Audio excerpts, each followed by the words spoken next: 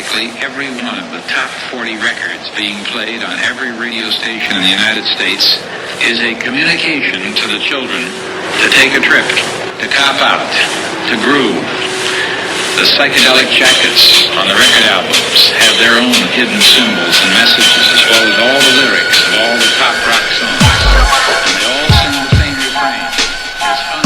This is a special request. We don't want you to smoke genetically modified ganja. We want you to smoke the real thing. We want you to smoke the natural herb. Some call it marijuana, some call it sensimedia, some call it lamb's bread, and some people call it ganja. Welcome.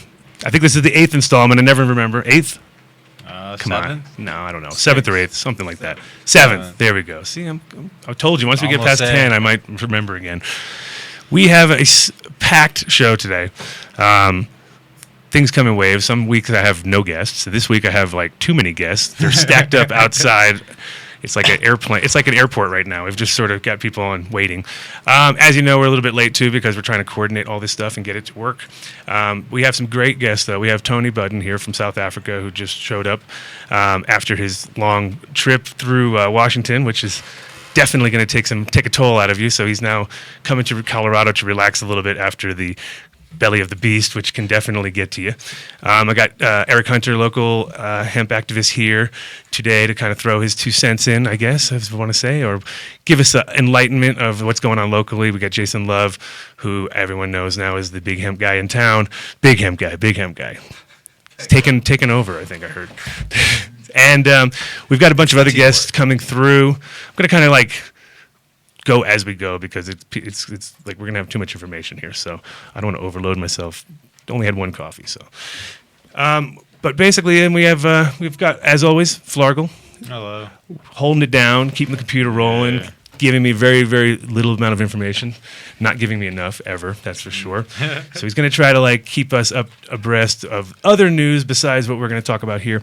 And the big focus this week will be hemp, which is our focus in life anyway, but this week we're going to focus on it as far as what is going down internationally. Obviously, we know what's going down here. It's called, we're planting this stuff and we're putting it in the ground and we're going to be harvesting it and we're going to be processing it. But how are we going to do all this? There's no factories here in Colorado. There's not anything. There's no infrastructure right now. So this is what we're here to kind of discuss. Well, we got that little wood chipper. We got a wood chipper. That's about as far as we've got so far. We got a wood chipper and a pulper, and we're working away. But you know, we've got DOS. At least we moved past the hemp break, right? Yeah, and then this is the one thing that we've been, and the reason why we have Jason here also is because we have hemp. He's running Hemp House, which is definitely going to be the sort of the focus on I think what we're going to be doing with all this hemp in the beginning because. Without the processing, we need to be able to do something that makes a statement. And I don't think anything makes a bigger statement than a home for somebody to live in. And luckily, we have somebody here. Tony has his own hemp house. So he's going to give us an insight of what it's like to live inside of a hemp house because that's pretty much what we're just dreaming this. This is like you wake up every morning and you get to know that, you know, that everything around you is well, first of all, you built it yourself, right? Yep. And what year was that?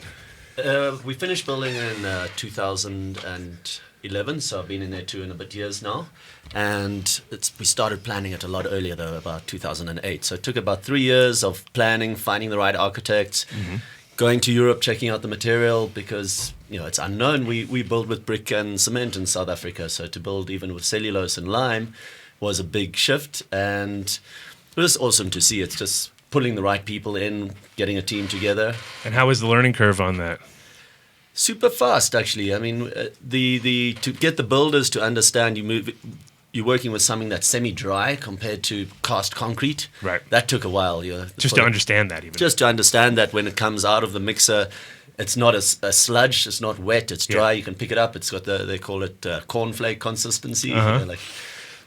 Just that part, and then to get plasterers not to think that they want something super smooth. A lot of our walls we wanted to leave a bit of texture so you can see the hemp herds, that kind of thing. So it's a re-education of people to work also with natural materials. Yeah, and I'm sure they were pretty happy not having to work with the insulation and things like that. I mean, did you use hemp for the insulation on top of that, or how did you insulate the place? The products that we used hempcrete, which is a mix of the hemp hurd and lime. Then we used hemp insulation, Nice. 100% hemp insulation in the floors and the roof. And then we did some of the modular, between the rooms.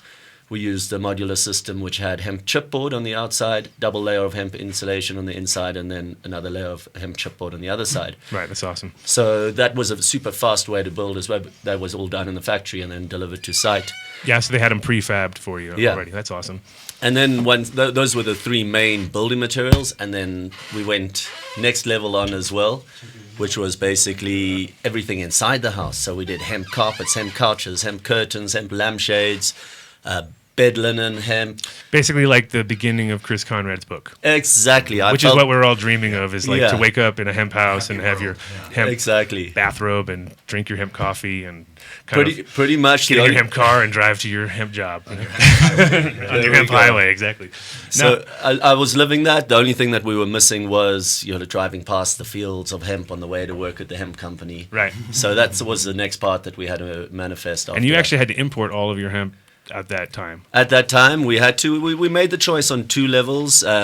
First of all, there wasn't a lot available. We have been doing trials in South Africa for a long time, so there were some old herds and old stalks around.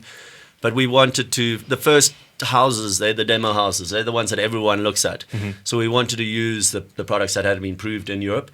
And also, if you look at the styling of our house, it's very kind of top end. We've got a thing in Africa, which is, it's all around the world, the aspiration model. Everyone wants to live in what the rich people are living in. Oh, yeah. And in South Africa, that's brick and cement. So if we had to go straight in for low-cost housing and try to build a really simple house that is good just for low cost, first of all, hemp cannot compete with the cheap and nasty products. It's not cheap and nasty. It will when we reach economies of scale. Yeah. But right now, it's going to have a slightly higher price, even though it's got a much lower cost, which I'll get into. Yeah. But and long-term costs. And definitely. yeah, That's where exactly. it really pans out in the long term. And then we wanted to get it into the magazines. We wanted to make that aspiration. We want to live in hemp. A friend of ours came up with a nice little saying, which was, people in grass houses wouldn't throw stones. Yes, Or it should just be people in grass houses are stoned. yeah, something How's like that?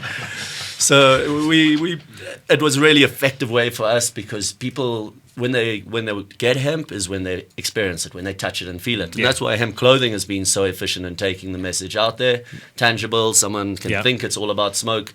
All of a sudden they touch and feel the fabric. Now let me ask you something from a hemp guy to a hemp guy, because Yeah. you have a shop down there, brick and mortar. I've had a Yeah. brick and mortar shop for over 20 years. Yeah. And when people come into your shop, do they first thing they do is smell your clothes? Always smell their clothes. And if I had $1 for every time someone said, "Hey, can I smoke your shirt?" Yeah, exactly. like- No, it's pretty much that. That was the, and I was like, does anybody go into any other shop and smell the clothes? Because they all do at my shop for sure. It's like the first thing I see people do. They'll kind of look around and then take a big sniff, and you're like, yeah. what do you expect to smell there? And usually the whole room will smell like weed anyway. Yeah. So they'll be like a little confused whether it's the clothes that are smelling. Is it and they are, but We had a Minister of Environmental Affairs in her budget speech in Parliament. She handed out hemp socks to all the members of Parliament. they all smelled it. All of it. I was That's so watching funny. from the gallery, and they're all putting the pair of socks to their nose. That's great. I said you can actually wear them for 5 days and still do that, because the hemp socks don't smell. So, Right. but no, that's funny. The first reaction. No, and it kind of reminds me of the old Nixon picture with him smelling the big bale of weed, and it just doesn't look right. It just the way he does it too, like he's like down there smelling. I'm like, aren't you supposed to be fighting this stuff? What are you doing smelling it? You're like kind of enjoying the smell too. You could tell he's like, well, it smells pretty good. But the classic. It's kind of interesting too how hemp. I mean, you started what year? 1996. Right, and we started in '93 officially, so we're kind of in the same boat with time-wise. And it's interesting because we kind of crossed paths over the years because of the fact that we both have hemp companies. But how many companies in South Africa besides yourself? Is there a few other ones, or? Well, there are two men. There's the House of Hemp, who's always been supplying fabrics, mostly to the homeware market, and then we've been the only real hemp brand. But what we're doing now, our strategy has been, we've seen also that we're starting to grow, and we've got to create an industry, not just a brand now. So we've taken a step back. We're supplying a lot more fabrics to other smaller brands, and we realized we're not a design company. Yeah. If we wanted to be the biggest hemp clothing company, that's all we would do, focus on fashion, focus on design. but It's hard work. It's hard work. So rather, there are designers. Yeah. Let's create a system for them to use hemp. Sure. So people come to us and go, oh, you must make hemp baby clothes. And we go, well, Go for it. yeah. Yeah. Here we go. Here's the fabric. Yeah. Here's the seamstress you should work with. Here's Yeah. the printer you should work with. And then we'll help you sell it. So we're setting up a cooperative shop. That's good. Where we will sell all these other people's products. And even though technically we're creating a competition for our own brand, But you're creating a market. we're creating an industry. And Yeah. that's, I used the analogy in Washington, D.C. in my presentation there. At the moment, what happens when you have a new industry, it's like a pie that hasn't been put into the oven yet. The ingredients are all in there, but people start clutching at the pie before it's gone in the oven, Yeah. getting handfuls of raw dough going, this is mine, instead of let's all put it in, Yeah. let it grow, and then we get this tasty, maybe a slightly smaller slice, Mm-hmm. but it's much tastier, and it would have risen in the oven, so it would have been bigger than your handful of raw ingredients in the beginning. Sure. People enjoy it. Yeah, no, and it's, I mean, I don't think people are even aware of how this industry is going to grow here because America's always been a very industrious place. Not so much lately, but we were for the longest time. We're changing. I think now people are actually ready to kind of work again, maybe. I mean, I think people are finally at the point where they've realized that you can't, outsource your entire country and then expect it to survive, especially on the lower class people, the lower class or the people who aren't making as much money. They're definitely not going to. All those jobs are gone. You know what I Yeah. mean? So I think creating a small microcosm like that of industry, especially in a place that's so, because you're quite isolated in South Africa. I mean, we really don't hear too much about what's going on there. Yeah. And like we were talking about the other day, every time you hear something, like when you hear about America, you hear about the crime and the violence and the craziness. And when we hear about South Africa, we hear about the same thing, but it's also more desperate, it sounds to us. It sounds like desperation to us. So we're all, most Americans are quite scared to go to South Africa. Like when I was there in 97, and it was very few Americans that were ever there. It was like, you could tell it was just like maybe just came out of apartheid. So of course it was even more critical at that time, but just it didn't seem to be on anybody's radar, like it wasn't like, oh yeah, of course that's where we're going. But now I can see it opening up to because when I was there it was gorgeous. It was one of the most beautiful places in Cape Town. I was like, wow, this is like a real gem, of a place. But to get there, it was quite a mission. How many hours was your flight? 22 all in all to get here, but anything like that, my knees start to go. No, you start to absolutely. like, whoa, just like No, the thing, the difference in South Africa that we've really got to focus on is the rural empowerment on a very small scale farmer level, where it's not just big commercial farmers looking at massive processing facilities. We need to develop the smaller scale processing that we can create communities around this plant. Not just, I'm a big commercial farmer, I send it off to someone else who processes it, to sends it to someone else. The aim one of the aims for hemp in South Africa is to help revitalize the rural economy in a way that we don't have people leaving the rural areas to come to the cities. Because at the moment, that's a massive problem. Our big rural areas have no education. The bottom is out of the small-scale farming industry, so they can't farm enough to make any money. So they come to the cities and they live in the shanty towns because they've got no money. And they just become a liability because they're not only unemployed, they're unemployable. They've got nothing to offer. So our aim is to really use hemp to revitalize this almost cottage industry at the same time as the commercial industry, because you need both. You need the driver of the commercial industry and the investment in machinery and processing and all that, but the aim to also decentralize that, create cooperatives around handmade carpets and handmade paper and handmade soaps, and really open it up so the small-scale farmer can access it. And that's the beauty of hemp, is you can have the commercial side running at the same time as a small-scale farmer. Yeah, and I think, I mean, one of the key proponents of hemp that I think makes everybody understand is that the fact that it's creates a local thing right there, and you have to, I mean, there's no point of shipping it all around to process it at all, and you really do want to keep the carbon footprint small. Everybody kind of gets on my case about producing in China all the time because that's where we do hoodlum. But when you go there, and like we were talking about earlier, you have to, of course, as a responsible owner of a company, you're going to go and check out how these things are made. Yeah. And compared to like somewhere like India, I feel much better putting my money towards the China, because it seems like they you never really know what happens, of course, because when you go there, of course it could be like, trumped up for you to make it look good. But I mean, they have their own town within the factory. They have their own basketball team. They have they're entertained. They have their own, like, they kind of like try to do, they have a school, and they have, everything was there. They worked long. They worked long hours. It definitely. I mean, when I walked into the room, they were all sleeping on my jackets everywhere. I was like, "Hey, whoa, what's going on here?" They're like, "Oh, it's the softest place to sleep, man." They work very long hours. Now they all sleep, and they all just rolled out our jackets and slept on the inside. They're like, "Man, you guys are lucky. You're lucky you're working on hoodlums, not something rough." And but in general, it was like it made me feel good leaving there, knowing that at least these people were not. You know, it wasn't what you thought. Some kid chewing on a battery making your clothes. You know what I mean? You're like, hey, that's why we feed them batteries. That's how. I got a question. You got a question, or someone's got a question? Someone's got a question. Nice. Who's that? Who has a question? Hudson Valley Chris from Hudson Valley. That would make sense. Yes. Valley, New York. Yes. Sounds like. Well, he wants to know if the R value of hemp insulation is equal to fiberglass. If you get a, you know I the think it's answer to about that? 2.5, 3.5 R value per inch. What's fiberglass? Yeah, it depends on what fiberglass you're using, but that's going to be about an R19 if I remember right. Mike, what we getting? that sound okay? Yeah, sound okay. Okay, good. With the insulation, you can get it in so many different thicknesses. So obviously we're looking and densities. What we used in our walls were two different. One was 50 kgs per cubic meter, and one was 25 kgs per cubic meter, and we doubled them up so you catch a bigger frequency of both heat and sound. And it's kind of the difference between working with the synthetics that are completely consistent is you're working with living material. So it's up to us now to start experimenting. But I can tell you, Cape Town doesn't get freezing, but I'm saving. I spend about a quarter on my heating than my friends during the winter in a normal brick and cement house. And the other difference is, and one of the first architects I spoke to about hemp building, a guy called Ralph Carpenter in the UK, he built one of the first houses. He said to me, what you've got to experience going into a hemp house is very different. You can measure it with R and U values and all of that, but it's the feeling of going into an organic, alive place. It responds to your body. It responds to the heat you put into it. It is like when you're wearing hemp. Similar to wearing hemp, exactly. Absolutely. You feel it. It breathes. You're now living in a house that reacts to you. It is alive around you.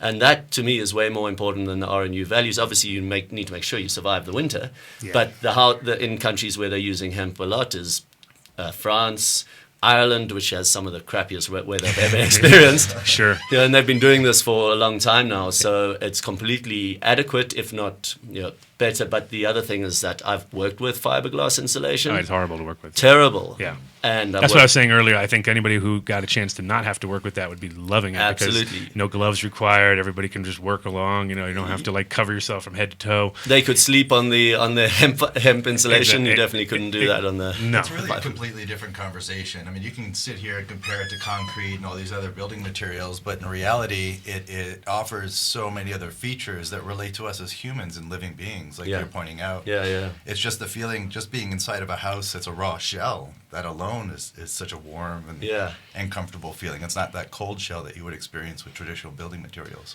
The other thing with the hempcrete is it's so breathable. So when you have it cold inside and cold and wet, generally on an unbreathable wall, you'll have that moisture condensing on the wall, and it creates a fridge effect, which makes your house really cold. With the hempcrete, that moves into the wall, and then when it gets hot and dry, it moves out, so you have a moderating effect with inside your building, much more comfortable. That's why they're using it a lot for warehousing in the UK, because you don't have spikes and troughs in temperature. When it gets really cold outside, it gets cold inside super quick. Sure. It's a much slower, gradual change in temperature. They're using it for an archival facility as well, right? So it offers other features aside from stabilizing the humidity and temperature, but also the antimicrobial and which is awesome. Mold issues and so on and so forth are eliminated. The other nice thing about, if we're speaking about the impact for the builders, is all of our waste product went into my garden. And my garden's flourishing. That you can't do that with brick and cement or the fiberglass insulation. We had an issue with some of our insulation. All the offcuts, we buried them in the garden, and they've gone back to being plant food. So that's really the bigger picture that I think you were going to bring up earlier, is if you look at traditional building materials, concrete, for example, it takes a lot of energy to produce. Really, there's a release of CO2 at every stop in the pipeline, all the way till the destruction of the building, and then not being able to really recycle that. But if you look at hemp, it starts to there a duck? recapture We and got a duck with sequester him? that CO2. We've got a duck in the room here somewhere. It is duck season. Usher's pointing, I think, right?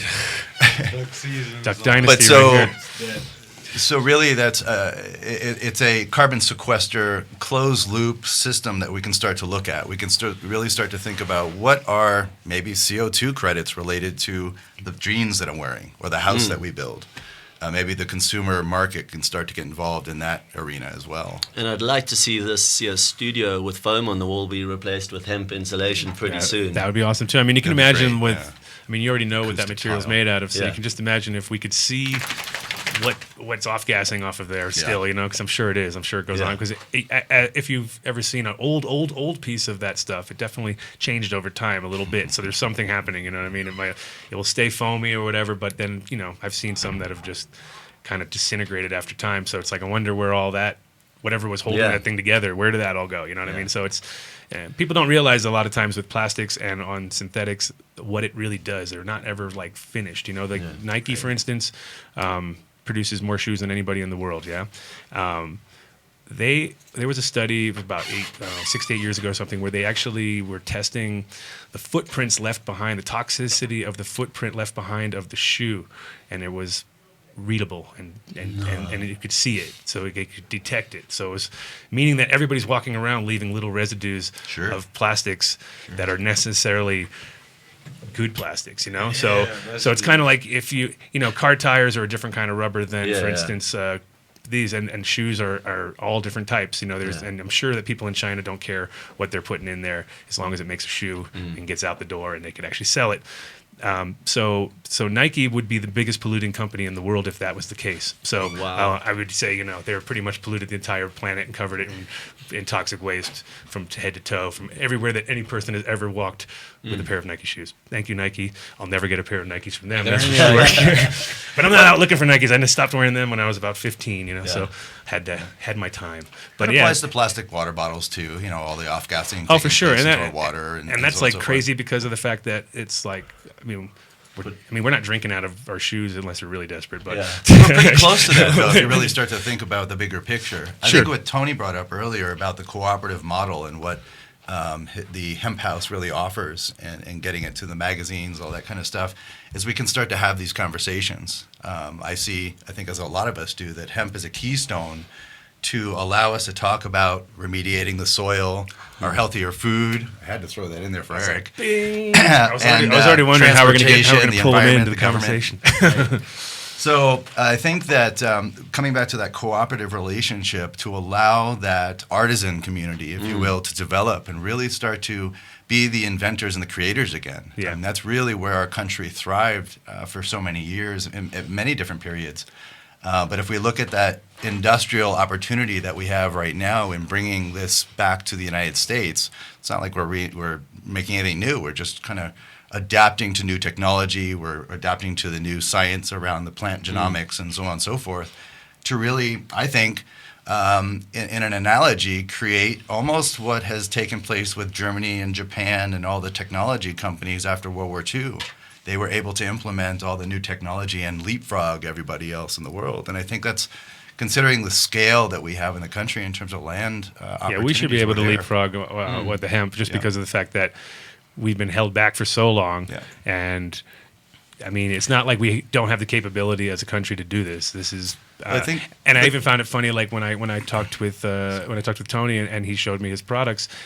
I'm obviously out of the loop a little bit, and I was not aware that you actually were weaving material and doing it all there. I was actually kind of under the assumption that you were still in the phases that just like in Holland where they're growing hemp, but nobody's making any hemp clothes. Everybody's turning it into the simplest thing. So to see that you got quality material already being produced in Africa, it's awesome because it means that we can easily do this so fast. And because it almost seems like we're, like even though it's 2013 and we were doing this back in the 50s, somehow it seems like it's like the lost recipe or something, It's like when I was in Holland. It's like when I was in Holland, I had a hard time finding ice all the time, and I was like, "Did somebody lose the ice recipe or something around here? Because I can't get ice in my drink." they don't have the saws anymore to chip it out of the so it was almost like we lost this magic thing, which is not that complicated. It's about as hard as the big issues. that. Though, we have a lot of challenging issues around the globe, and I think for us specifically, in Colorado and the United States, is coming back to the soil quality. We look at the historical occurrences with farming, with the Dust Bowl, and the loss of over 12 inches of fertile soil over the last 50 years. We have seen now with not only the research that we've done and Eric has done also with Hemp Cleans, but we also have been able to demonstrate that we can actually start to bring a lot of the soil back into production. So salinity issues in Colorado or heavy metal issues and so on and so forth around the world, including all the over-nutrification of the soil and pesticides and herbicides, we can go down that list, has to be addressed. I mean, we're killing our soil. We really need to start to look at that foundation of life. And so what Eric has really been involved with has been monumental, I think, and a lot of people are really interested in it. Including Ecuador and Uruguay and so on and so forth. Yeah, I mean, we've strip mined this whole world with, taking the resources that we need, not thinking about the future a lot. I mean, there's been so much going down that this would be an awesome way. I mean, and it is like, literally the healing of the planet. So if you can just, we did a campaign back in the day for Hoodland where I took, basically I made a giant Band-Aid and I put a bunch of seeds inside the middle of the cotton of the giant Band-Aid, and I just stick them on the side of buildings in Amsterdam where there was sun, and I'd make sure I'd go by and spray them with water every so often so sprouts would come out of it. And then, it was a little bit of a symbolism to say, That's like, beautiful. look, hemp can heal this, even this cracked building that's falling apart, just Awesome. stick a big Band-Aid on it, and it was just a real simple idea, but it definitely made a statement. And I think the reality is if we were to use hemp in more of a healing process and less of just thinking about how we're going to go ahead with it. Yeah. And because actually first we got to fix what we've got. Yes. We already have a broken planet. So let's fix the planet first and then kind of work our way. And I think part of that's going to be the things that Eric's doing, which he's going to explain now. Yeah, we can't just add hemp. It doesn't just fix everything. Exactly. It needs to work be, with it. and so going back a little bit, not too far, but just going back a little bit into how we produce what we produce, and then I think that's going to actually add to it. But you were responsible for the Phytoremediation Act or proposals that actually passed, and actually were pretty monumental as far as getting hemp in the forefront here, because I think up until that point, everybody just thought about medical marijuana, Right. and that was the focus for everybody. And I was like, wow, this just doesn't make any sense, because actually we should already have had hemp for 20 years plus. I mean, somebody should have figured this out a long time ago, that this is just a common... 1099, 121099 was a key step in all this, and Eric, Linda, and I were really involved in that process and testifying. And Eric's testimony really, I think, was key. It was critical. And so I'm excited that he had all the Eric charts. actually- You can't never pass a thing without a chart. I agree.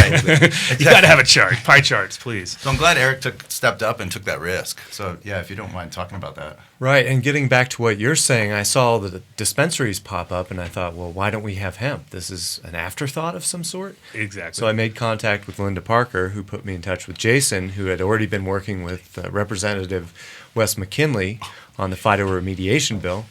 And so Jason said, "Oh, you got to come and testify on this. We need to find someone." Can you explain, just because some people don't understand the wording, of course, because just explain what phytoremediation is and how it works, like simply, just because like I said, some people might get lost if we continue without explaining that part. Right, and I didn't know much about it either when he asked me to do it, but I sat down, I looked it up, and phytoremediation is the process by which plants remove contamination from the soil and also improve overall soil quality.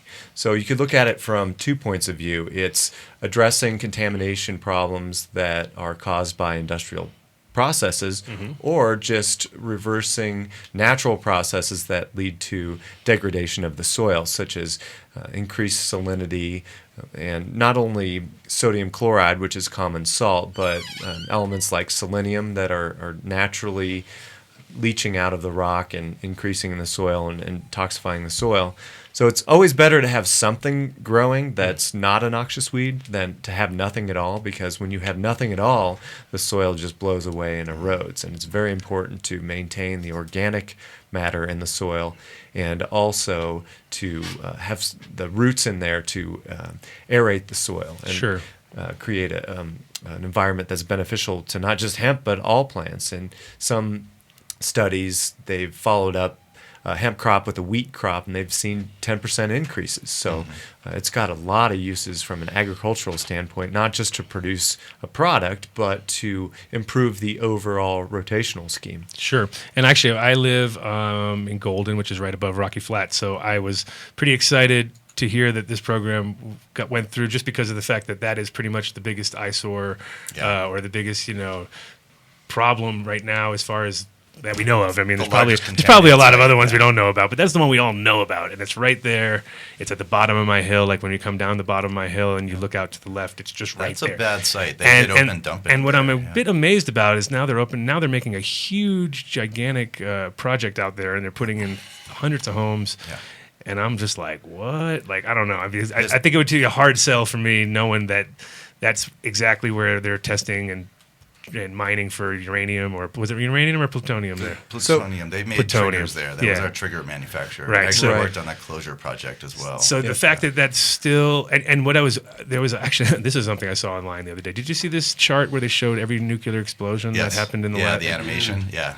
Every single one of them was right here. Yeah. I was like, oh my God. We had a criticality here. accident. Just right. Every single shot, it was like, and America was number one. I mean, of course, so we blew off 1,900 or something in our own, I don't forget how many it was, a ridiculous amount of nuclear explosions, and they were almost all in either Los Alamos or some of them were here. And it was just like, well, we only had one shot in Colorado. That was gas buggy, but the majority of them were at the Nevada test site, which is not too far from Vegas. No, and I mean, in a grand scheme of things, not too far from here either. If you're looking at the world, we're pretty damn close to Vegas. No, we're not that far. Right, off. we're downwinders. Yeah, we're definitely downwind, and it's like one of those, just. It made me wonder, made me think of two things. It made me think, well, maybe this stuff isn't so bad if it's blowing off 2,000 of these things, and it hasn't really. But at the same time, obviously knowing that it is, makes you kind of wonder where, and it was interesting to watch that whole thing, because what happened was around 1962, it was like just amazing amount of testing going on, and then it slowed down, and then it switched gears, and it went to Pakistan and all these other countries that never had it, and they had their first one, and then India had their first one. You know what I mean? So it was an awesome thing to look at, but it was kind of scary too. Right. Well, fortunately, those tests are underground now. Sure. That's even better. It is. It's more good. More good. It's officially more good. No, well, Rocky Flats is an interesting one. That's really where that piqued my interest originally years ago, knowing about Chernobyl and what they did with the International Atomic Energy Commission in doing the hemp tests. About 27 years ago. Right. I mean, I think it's an obvious choice though too, because there's one thing that we know is that when we're all gone, those plants will take over again. You know what I mean? That's the one thing. What you can be rest assured that you're not going to stop them from figuring out their thing, and they're going to keep going. So whereas we'll, that was my mindset actually with the bill. I thought about what aside from my what would the plants want? You were like, what would the plants want? What's going to happen 7 generations from now? Yeah. Let's speed time up and really look at what's going to happen. What's the relationship between cannabis and the community, or the community and cannabis? We know there's a mutual relationship, but what does that look like, 7 generations from now? When we're creating what we're doing right now, like what you've done with the house in South Africa, and people have done all over the world at this point. But what is that going to look like? What's our hempy world look like? It'll be like the way it was 7 generations ago. Everyone's just going to be I think you're right. Hemp. I think you're absolutely right. Life with hemp is normal. You want to smoke weed? Cool. It's in all the products. Well, it's going to be, the good part is that people are going to laugh at us. That's the best part, I think. And we're going to think like, this is the dark ages. Coming out of the dark what was wrong with these people back then? It's almost 100 years of ignorance. Exactly. And it was, it'll be interesting to see, because the people that have been fighting the fight and believing, it's kind of like it was always thought of as a hippie thing, right? And sure enough, the hippies were right. The hippies were right. You know what I mean? Even though they might have had the hard sell for some people, but they were right. You know what I mean? And I was, like I said, I was born in Woodstock, 1969, so pretty much right there, in the midst of it all. And the reality is like the people, are the Bill Gates of our world today. Right now, like when I was born was the same time that they buried the hippies. So the real hippies were smart, and they moved on, and then they became part of the social situation, and they changed things. the new age. Then what happened was the second round of hippies came through, and then that's when it all changed. And that was like literally the speed freak time, and you know what I mean. And it's similar to what's happening now in a sense that we're all doing this thing. And you see it even with the medical marijuana, like it's changing so fast, the scene, that it's going from like people don't even smoke cannabis anymore. You saw how it is. Like it's just like you sit at my spot and everybody just is like, wow, you smoke flowers, you know? So it's like things are evolving so quickly that we can't really judge. We can't really even fathom what's going to happen in 7 years. Because if in the last 3 years here in Colorado, the whole scene's changed just on the smoking side. Imagine when it's in every single industry. It's not just about smoke. Now it's in the industrial industry. It's in the medical industry. It's food industry. It's just going to be interesting. It's going to be really change it's pretty much game changer all the way around. Well, you can see how much energy has been spent trying to rid the planet of this plant. Like really trying to get it off more than any other plant that I can think of. Yeah. And it's coming back stronger than ever in more directions from more sides. It definitely wants to be here. Yeah. That's probably the thing that's improved the plant more than anything, is the fact they've tried to keep it underground, so breeders have been going for better indoor characteristics. It's the most worked on plant in the world, for sure. More than corn? Oh yeah, because corn is like 3 guys running a 5,000 acre field. You know what I mean? They don't need. It's all automated now. We're all millions of minds focusing. We're all just cannabis. in our own little worlds. I mean, there's no. You don't have hundreds of thousands of people growing corn in their closet and trying to like manipulate the best corn closet in the world. The cultivars and the strains. But there's thousands of strains. Yeah. There's thousands of strains of corn out there too. But we only grow 3 of them or something. Because we're a monoecious culture where we just don't understand the fact that diversity is the most important thing. Even though we do understand it, we just don't follow it. It's we like talk about do the as I melting say, pot, but don't really do as I say and not as I do on that one. But I mean, of course, the tomatoes. If you look at tomatoes, all of them, tomatoes, potatoes, corn, all of them. There's so many variables that are out there and varietals, but we only concentrate on the 3 or 4 of these and 3 or 4 of those. Like Kush. Just like Kush, Kush is Kush is the corn. Kush is the corn of cannabis. But what you were saying, though, the truth about that Corn is Kush. the amount that has happened in so short a time that people have been re-investigating cannabis. I mean, not a lot happened in the 1900s. You were prevented from doing any research. And still in a lot of countries, we have to apply for a heavy permit from the Department of Health for permit just to grow hemp, but still a permit to grow narcotic drugs because America tells us that cannabis is a drug. In Africa, we have to listen to what America says. So that's the only permit available to us right now.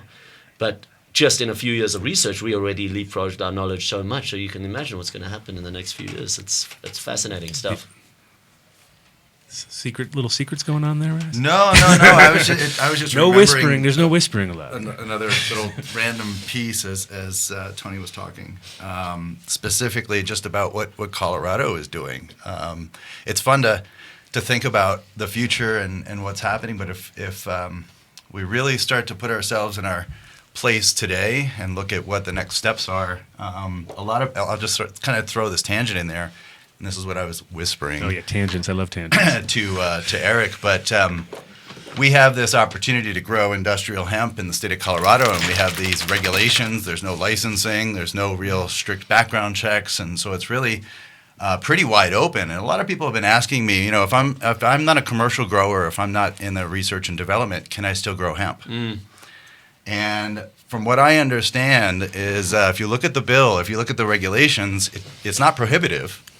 And so I would argue that if you're cultivating for home use, or if you have a garden, if you want to create a pollen fence, for example, which is an old traditional method of mitigating pollen travel, I totally see that those are opportunities that people can do right now. So it's like in Amsterdam or in Holland in general, it was never written out of the laws that you could not use it as a windbreak because it makes such a good windbreak so that you could grow them on the edge of your field, create a windbreak, and just that's all you needed it for. That's all you needed to say it was for. It's just a windbreak. It has nothing to do with, I'm not processing any of it, I'm not doing anything with it, and you could grow seed crop after seed crop after seed crop like that for years. And they kind of changed it, I guess, once they figured out that people were just filling it up with skunk and they're going, it's a windbreak, because of course everybody's always going to give them an inch, they'll take a mile. That's the way people think, but the reality is, I think if more people grow hemp for real and not trying to not doing it like that, but actually growing hemp for windbreaks and growing them just once people get used to these things. Well, the pollen's always an issue, and that's what everyone's always crying about. But really, obviously, you're not going to try to do this windbreak right next to your beautiful greenhouse full of cannabis. So, well, you may want to do that. It's something that might be an option because a lot of people come to me. I was actually down in Saguache talking to the farmers down there. And a gentleman came in and he was like, "Oh, I hate hemp. I'm a cannabis grower and it's going to destroy my crop." And I'm sitting there going, "Well, there are techniques that you can implement to mitigate these problems." And we thought about this for a little bit. And what if you were to plant a hemp crop, a female hemp crop, around your cannabis grow? It could act as a pollen catch. It's not going to catch everything, but it'll definitely reduce it substantially. So I think what we're looking at it is the same thing. We have a lot of indigenous peoples and tribes who survive off cannabis, and the government knows that, even though it's illegal. There's certain areas in South Africa that it's the only thing that pays for school fees and puts shoes on kids' feet, and it's still kind of tolerated. Sure. But we wouldn't be putting hemp there. We've got a big enough country. We can have hemp growing areas. And they did the test, I think, in Canada. It's about 16 kilometers. Okay. I was going to say 5 miles is sort of the basic principle that you should do, and a little further makes it even safer, let's say. At least, and that's if you downwind and it's a flat area. As soon as you've got a few having said that, there is pollen from Morocco hitting France.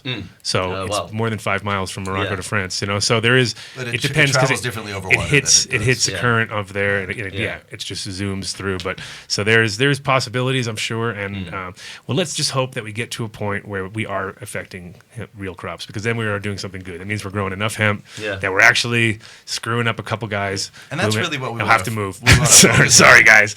That's really what we want to focus on. We have that opportunity right now to start next season with as many farmers as possible, and at the same time, if we can get processing facilities installed in the state, simultaneously in the next year or two, because we can let hemp sit in the field for a little while before we process it, then we really will have a viable industry here. We can start to serve whether it's hemp concrete materials or animal bedding at the lower level, but then quickly move into these high-tech materials for automotive parts, or for windmill blades, or for foods and so on and so forth. So we're here. We just need to, I think, take the initiative, and it looks like it's happening today and tomorrow, I think.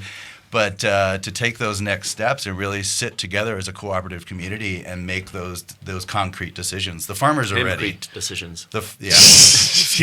We don't ever make concrete on that, Tony. To make hempcrete decisions, and the farmers are ready. They're banging at the doors, wanting to get seed. They want to know who they can sell their product to. They want to know, where's this co-op and the farmers union relationship and seed. Well, that's the crucial thing, is for the industry to create the demand. Yeah. Without the demand, you're going to make the same mistake that Canada made, where over 100 farmers grew the first year. Right. They all harvested. They all had a great yield. And they will try to sell at the same time. There was no market, no processing facility. Yeah. And they collapsed the industry at 20,000 acres the first year, down to 7 3 years or 4. almost. Yeah, everyone going, well, we're told this miracle plant going to save us, and we can't sell this thing. So you've got to create the demand. You have to have the market there first. And the other things, as I think from my side, it's very important to do the trialing to find the right cultivars for your area. Yes. And while you're doing that, and what you said about us developing fabrics in South Africa, we do still import quite a bit of our fabric from China, and we're developing the local ones. But what we did first was we brought in yarn from China, and then starting to get the local guys looking at developing using it, because that's important too. So right now, while you're doing the trials of hemp, you could be importing raw hemp fiber and speaking to local guys who are making insulation, getting them to calibrate their machinery to make hemp fiber, because there are people making non-wovens already. Yeah, no, it's exactly what we're moving towards. Yeah, you're importing Canada's not too far. You're easier than us, but at least get the people to know the product, and then you switch over to local production once it's there. So that runs concurrently with your trials. And it's also important, as I said, people need to know how to work with it. It's a whole new. I mean, it's the same but different. Yeah, so people like Tim Pate up in Washington, he's got a fiber board that he produced with the university up there years ago. There's Sean Augusto is working on a cellulose wall panel. There are people up in Canada who have their hemp blocks and their acoustic panels and so on and so forth. what I see happening here is that we're able to bring all of these people together using materials, as you say, from all over the place. So we actually have a container full of material that we're ready to bring over here. Okay. But that's exactly how we see it here. We need to phase everything through. We have access to the materials, so we might as well start to use them. And the advice we got early on from some of the French guys is like, look, you don't need new machinery. There is already someone making insulation in the state, I can guarantee you. There's already a chipboard factory in the state. In gypsum. Yeah, all of these things. So start working with guys, swing them over. And that's the key to the whole thing around hemp is we try to, with our designs at Hemporium, we don't go too alternative and we didn't build an eco dome. We're trying to say, look, you can still look normal. You can still feel normal. You can live in a normal house. Just change the resource, and that has a major impact on decreasing your footprint. Sure. So if we can provide the raw materials to the chipboard factories or to the paper factories, and that they would use it. Yes. They might not go hunt it out because they've got their systems in place already and it's all lined up and they know where they get their raw materials from. But if we can make it accessible to them, they would use it. So Yeah, and the minute that they see the response that they'll get from the people, Right. then they change their mind, because Yeah. that's pretty much how it goes. It's like it's one of those. It starts off as a trickle and it turns into a real wave. Torrent, Yeah, if you will. really Yeah, fast. we have the gypsum in Gypsum, Colorado. There's an OSB plant. There's the canola press plant down south of Saguache. In Walsh, we have the old gasification plant, and so on and so forth. So there's infrastructure, as you say, as you point out, in the state of Colorado. And the beautiful which we've part is, and the identified. beautiful part about it is almost, well, I don't know about the gypsum one. I'm sure he's running full steam, but a lot of these other ones are just sort of sitting there empty right now because it didn't work. And then you don't need to raise so much investment to set the industry up as well, to go for new machinery and have to import this technology. Yeah. But the big thing as well that I'd like to just warn on or caution on is the idea of trying too quick to insulate ourselves from each other and try claim the knowledge about this plant and Sure. that this is my idea and I'm the king. Of It is your idea. I picked a lot of these ideas up watching you. So, but I got it from somewhere else, and I'll pay credit to you. Yeah, no, it's true. It's we're definitely in that phase where everybody has to be open enough to let whether it be competition or just development, because really that's how the best companies in the world ever survived. They weren't doing it on their own; they were getting a little competition. that's which then all of exactly a what I sudden, brought up in Seattle. it actually makes people work harder to If make you're a better worried, product. if you're worried about competition, really, it means that you think you've got an inferior product that someone can do better than you. Yeah. If you're making the product and best you're that doing you- a good job, you will get to the top, rightfully so. Sure. The other mentality around controlling it and preventing other people, like we get that a lot from investors now who suddenly see, hold on, you're getting there. They come into us and the first thing they ask is, okay, well, we like this. How are we going to stop other people doing it? Right. Yeah. And that, for me, the minute they say that, the meeting's over in my mind already. I switch off because the reason I got into this is a spirit of abundance in the cannabis plant. Yeah. That's Yeah, why I went and for it. then that's the one thing I think with a lot of like a lot of people either pick up on naturally because of the fact that there's too many fights with this. Like cannabis has so many ways you can go. What direction do you want to do? And the thing is, if you think like there's definitely no magic, like there's not like one thing out of this that is the biggest moneymaker of all of them. We don't know. I know hemp is the biggest moneymaker compared to cannabis because it's just an industry that's going to grow so fast. But what part of that industry is going to become the big one? Who knows? I think we'll have a spin-off off of a spin-off off of a spin-off. Yeah. Well, and that's where the and then true- we're going to be like, wow, I never even saw that one coming because it invention came out of comes left from that, field, yeah. and that's how it's going to be. I think where some new use that we haven't seen, and I mean, one of the things that is interesting to see with the medical side, is the fact that now CBDs are the biggest thing going, and I already knew that was coming. But then the fact that now that there's children moving to Colorado from all around the country to be treated, it's definitely like that's something that came out of left field for me too, because I was definitely 100% for the medical. I understood it works, but I also kind of saw the overuse of the word medical and the overuse of the word patient and the overuse of the like my wife Cece, she's from Sweden and she comes here and she's like, I've never seen so many sick young people in my life, like wow, everybody's got a condition, you know what I mean? And it was like back in Europe, no one ever says like that. You know what I mean? And people they don't have the prescription problems that they have over here. So people aren't as quick to go to get pain management, for instance, like, oh, I got to take this and that. I mean, people literally are on, some of them are on like, 8 or 9 different pills just because they had maybe one condition, but now they're masking it with 3 other things. Right. And now it's turned into a big headache and a big problem for them. And then, bring cannabis into the picture and it all fixes them, almost all of those.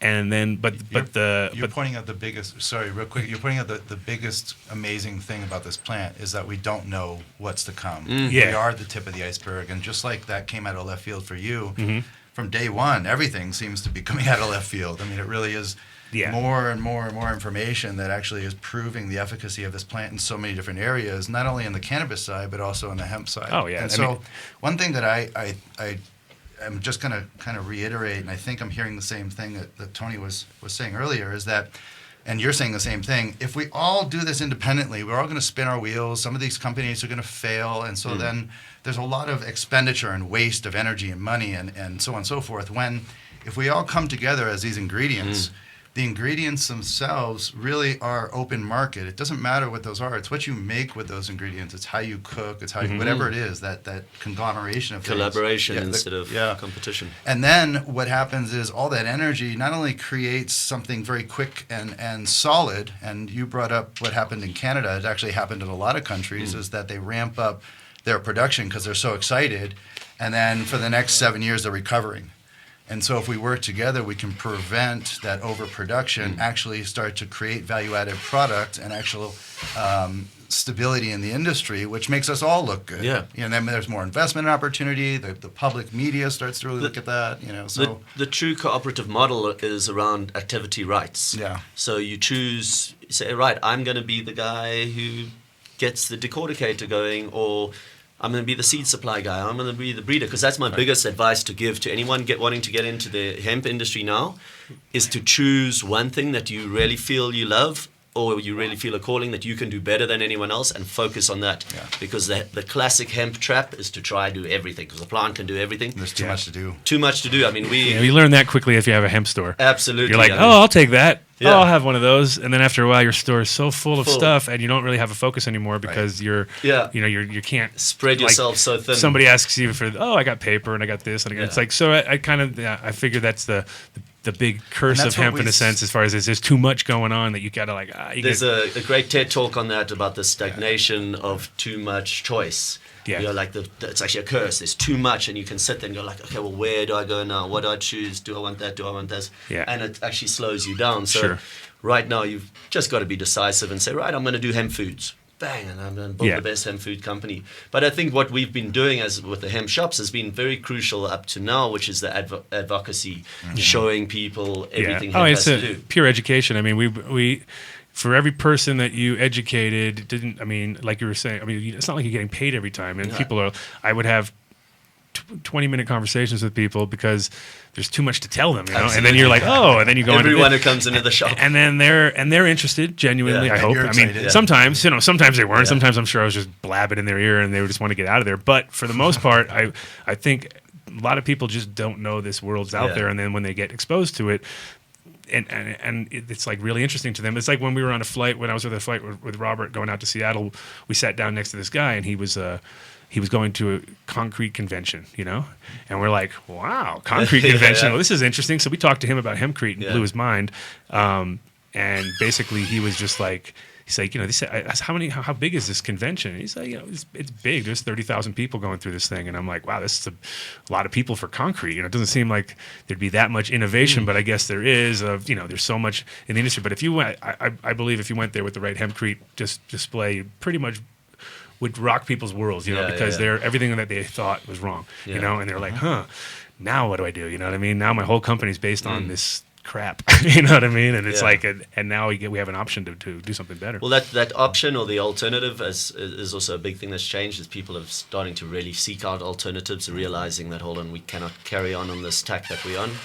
But one thing that's shifted, and what we've been doing, as I said, it's been educating people. It's been the revolution, like trying to revolutionize the way people think about this plant. Yeah. Right now, it's going to shift to delivery of an industry, and the energy around that is something completely different. Yeah. And it's often different people, and you and I have been out there on the Sure. No, it's really weird how the players are changing quickly. Yeah. It's It was like the Seattle conference, so the National Marijuana Business Conference that I was just at, 2 weeks ago.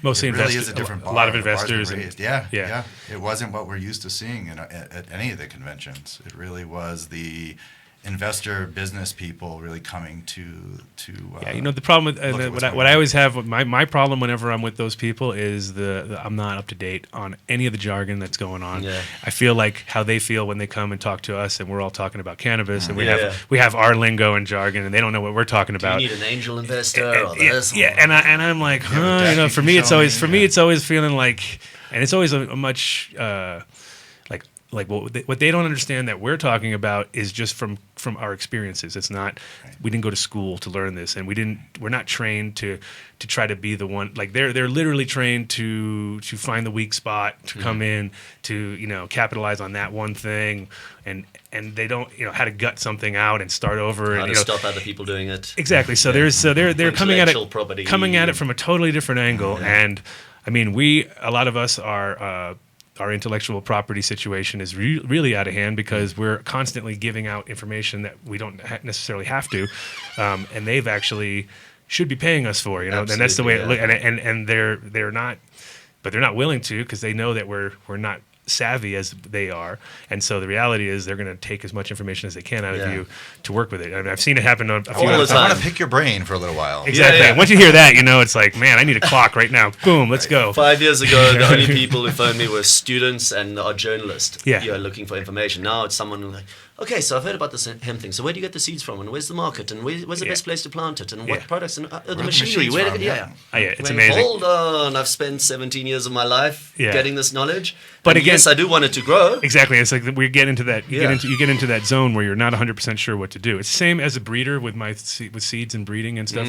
People are always asking me for cuts of my things and stuff. And I'm like, well, I'm a seed breeder, so you buy my seeds and then you can look for them yourself. That's how it kind of works. But everybody wants to cut to the chase, so they're just like, nah, I'd rather have your cut. You know what I mean? Of course you would. You know what I mean? It's just like you would want to have anything that comes from the source, but it's just getting people around that and figuring out that no, this is actually what I do as business. So you kind of have to support me by buying the product and doing it the right way, not just cutting to the chase. And I think that's where forming these cooperatives will be key. Forming a strong cooperative like an industry association where you get together and people actually, you can prevent that kind of control coming in from the corporate side. Will as soon as you get to a certain point, they'll want to come in and take over. And we as an industry have to keep it with the like-hearted people. Sure. That's actually a very big issue that's come up time and time again with the farmers. I started speaking with them a few years ago, and just getting into that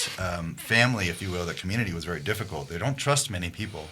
And so the conversation has been constantly, they want to make sure that the farmers are taken care of, and because that's really who's suffering right now. And the concern is that we're seeing all these big entities coming in all of a sudden. And so I think that really has to be focused on what does that conversation look like? How do we make them feel comfortable? What's the relationship between the production and then the industry itself? yeah, I think it's similar to like how we were all worried about big tobacco companies coming in and taking over our cannabis, and it's not gonna happen. nobody's really worried about that anymore because we all know that.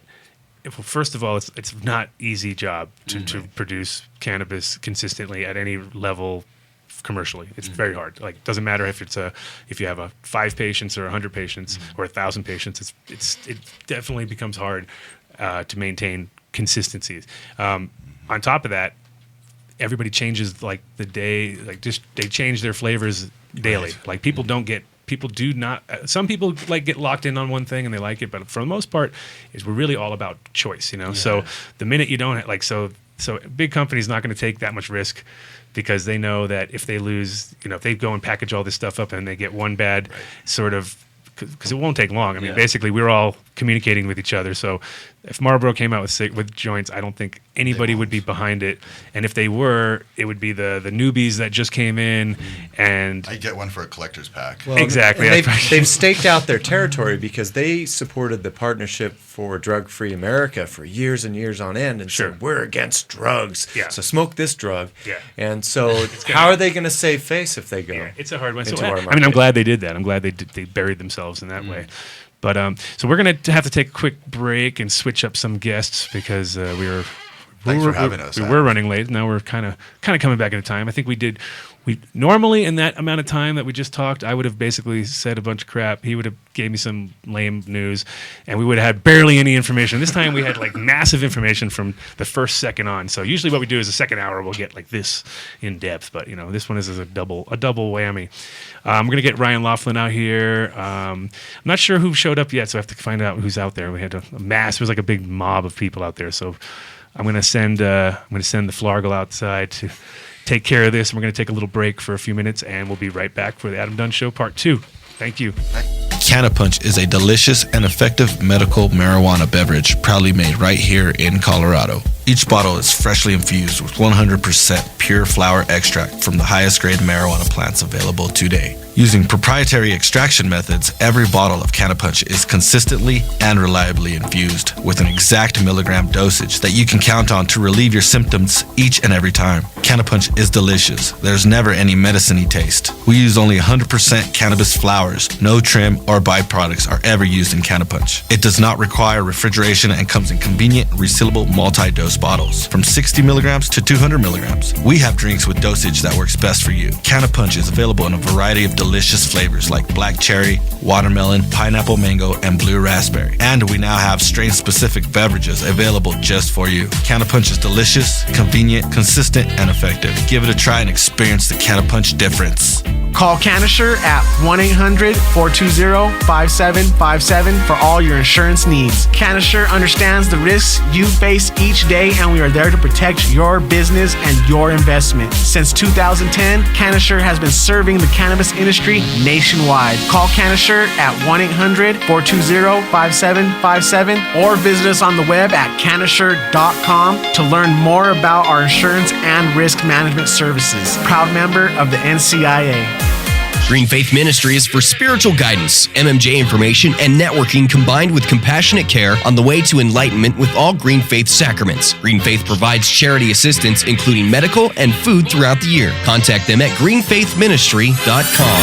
iVita Wellness is committed to compassionate patient care while providing the highest quality medicine at an affordable price. At iVita Wellness, patients can get top shelf ounces for $150 every day. iVita Wellness also carries pharmaceutical grade pure CO2 oil. iVita Wellness is located in Uptown Denver on 1616 Pearl Street, open 7 days a week from 9 a.m. to 7 p.m. You can reach us at 303-952-9150 or our website at www.ivitawellness.com. iVita Wellness is Denver's Compassionate Care Center.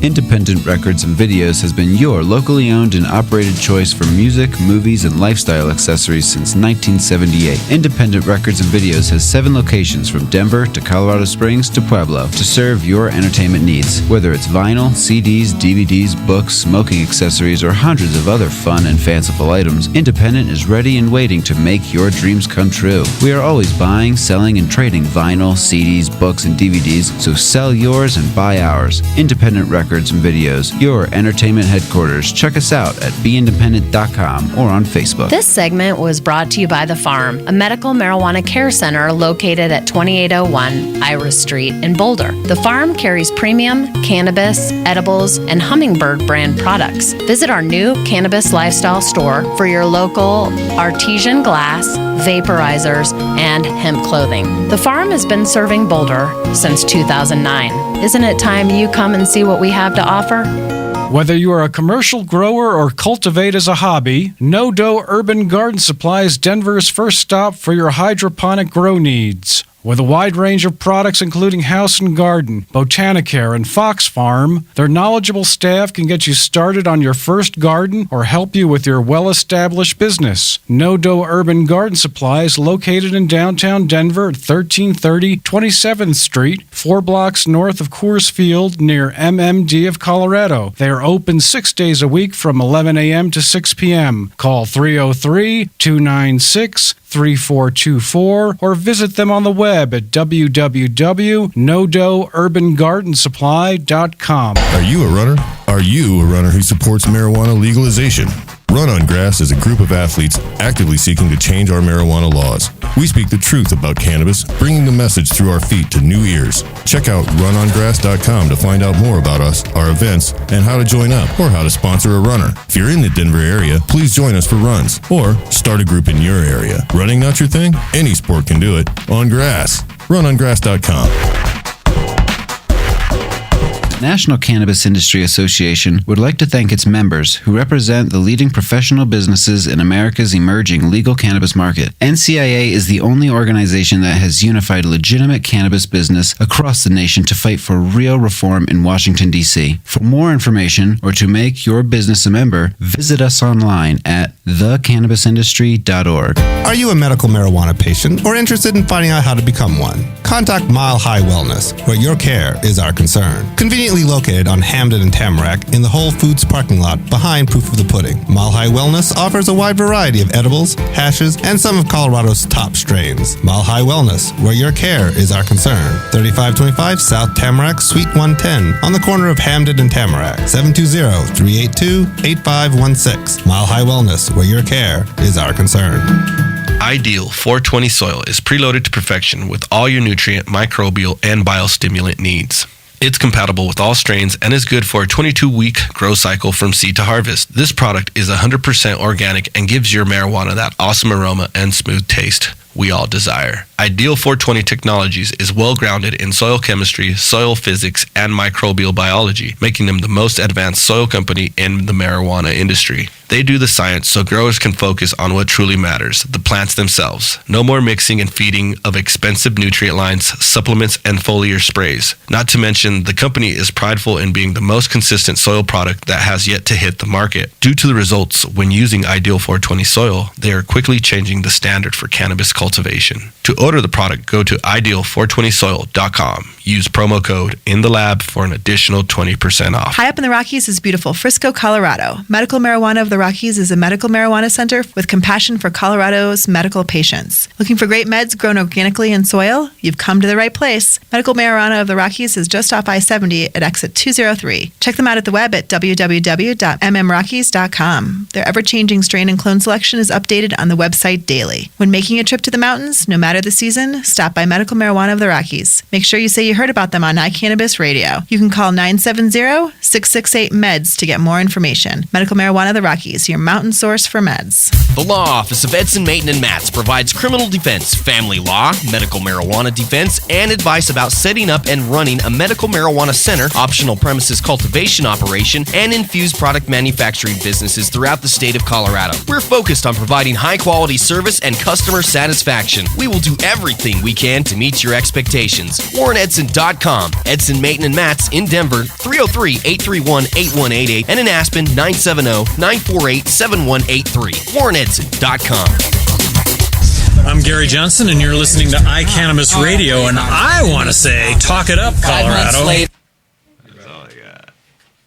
Welcome back. We are here at the Adam Dunn Show. So one of our guests is going to be calling in, so it would make it a little easier on us. And otherwise, we would be waiting on him getting here because, you know, Denver, there's a north and a south street of the same name with the same numbers. Makes a lot of sense, but screws everybody up. So we're going to give Ryan a call. This is Ryan Laughlin, the first hemp farmer in over 50 years here in America.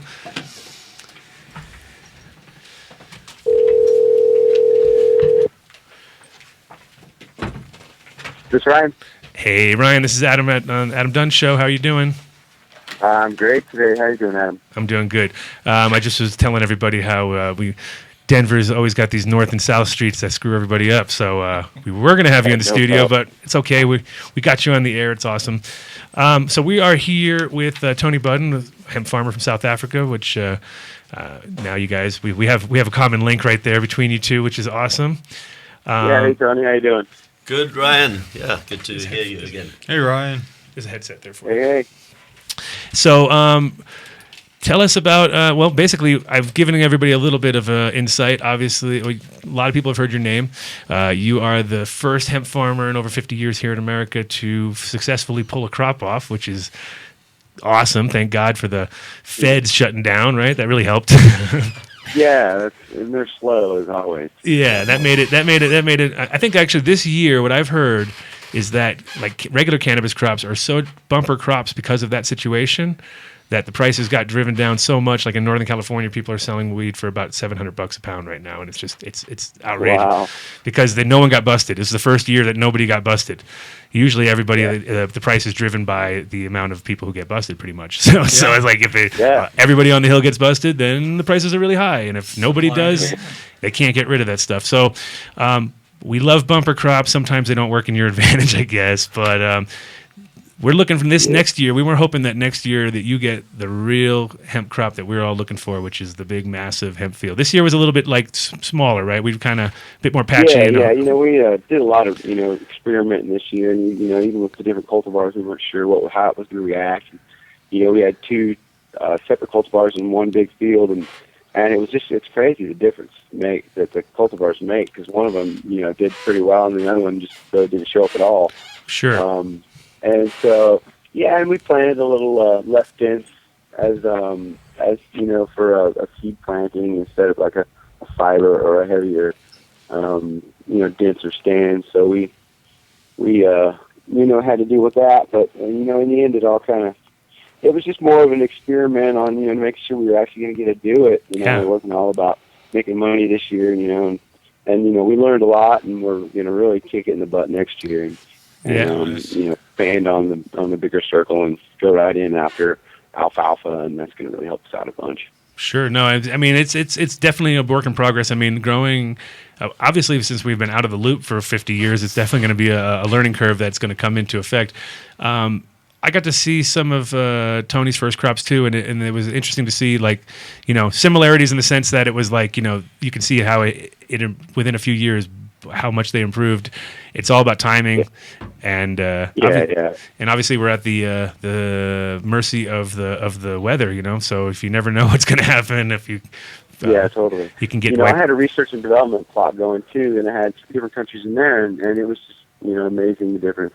Some of them got super huge and big stalks on them, and we make really good fiber and herd type of hemp crops and so it was a lot of things learned this year, and we're ready to really go next year. The important thing is definitely finding the right variety, or at least acclimatizing a variety to your conditions, because we've also noticed that for sure when we're limited at the moment to bring in a lot of the European cultivars to South Africa, which first of all our sun is a lot harsher than it is in Europe, so we battled a little bit with that, and also the European days are like 16, 17 hours in the middle of summer, and we're around 14, 15. Yeah. So we have a nice long summer. We can plant from September all the way to May, but we have shorter days. Reverse seasons, by the way, everybody. Don't get all confused. Right. We are in South Africa now, so wait a minute. I never. So the plants didn't stretch as much as they would have if they came up, and they went straight into flower instead of stretching and then going into flower. But the second year you plant those seeds, you see that the plant's already adjusted a lot to its conditions. Sure. So it's like, in the first... probably 2-3 years, and you're already seeing like real more consistencies. And that's an important part as well, to get the breeders on board. We've got the Agricultural Research Council in South Africa looking at developing a South African hemp cultivar so that we don't have to bring in these European cultivars and go through that issue. And you'll be amazed at how fast it does acclimatize. This plant is incredibly adaptable to any environment. So it's just finding the right one for you, and also deciding a lot of the time you can get dual cropping, but actually deciding what you want to grow for. If you're growing for food, choosing a seed variety. If you're growing for biomass, choose a biomass variety. And if you're growing for fiber, it's different densities. You're going to plant 300 plants per square meter if you're growing for fiber, or maybe 150 per square meter if you're growing for seed. Sure. So your intention is very important when you're farming hemp, and it's also looking at it very differently to the indoor grows, or we're dealing with 200,000 to 300,000 plants a hectare. Sure. It's looking at an ecosystem of a field, and I mean it's real agriculture, and you've got to pay your school fees with agriculture. It doesn't come straight away year one. Hey, before I'm just going to have a quick interruption here because we have some drop-in special guests. So hang on there, Ryan. No problem. I go with the flow. I know you do. That's why we all our guests, we try to make sure they go with the flow because there is no idea what we're doing half the time. So we have some special guests here that are here to award Jason Love with an award, and I want to have Nick T come up here and tell everybody what's going down, so I don't have to psychically figure it out because it's a hard one. This one here, bam. There you go.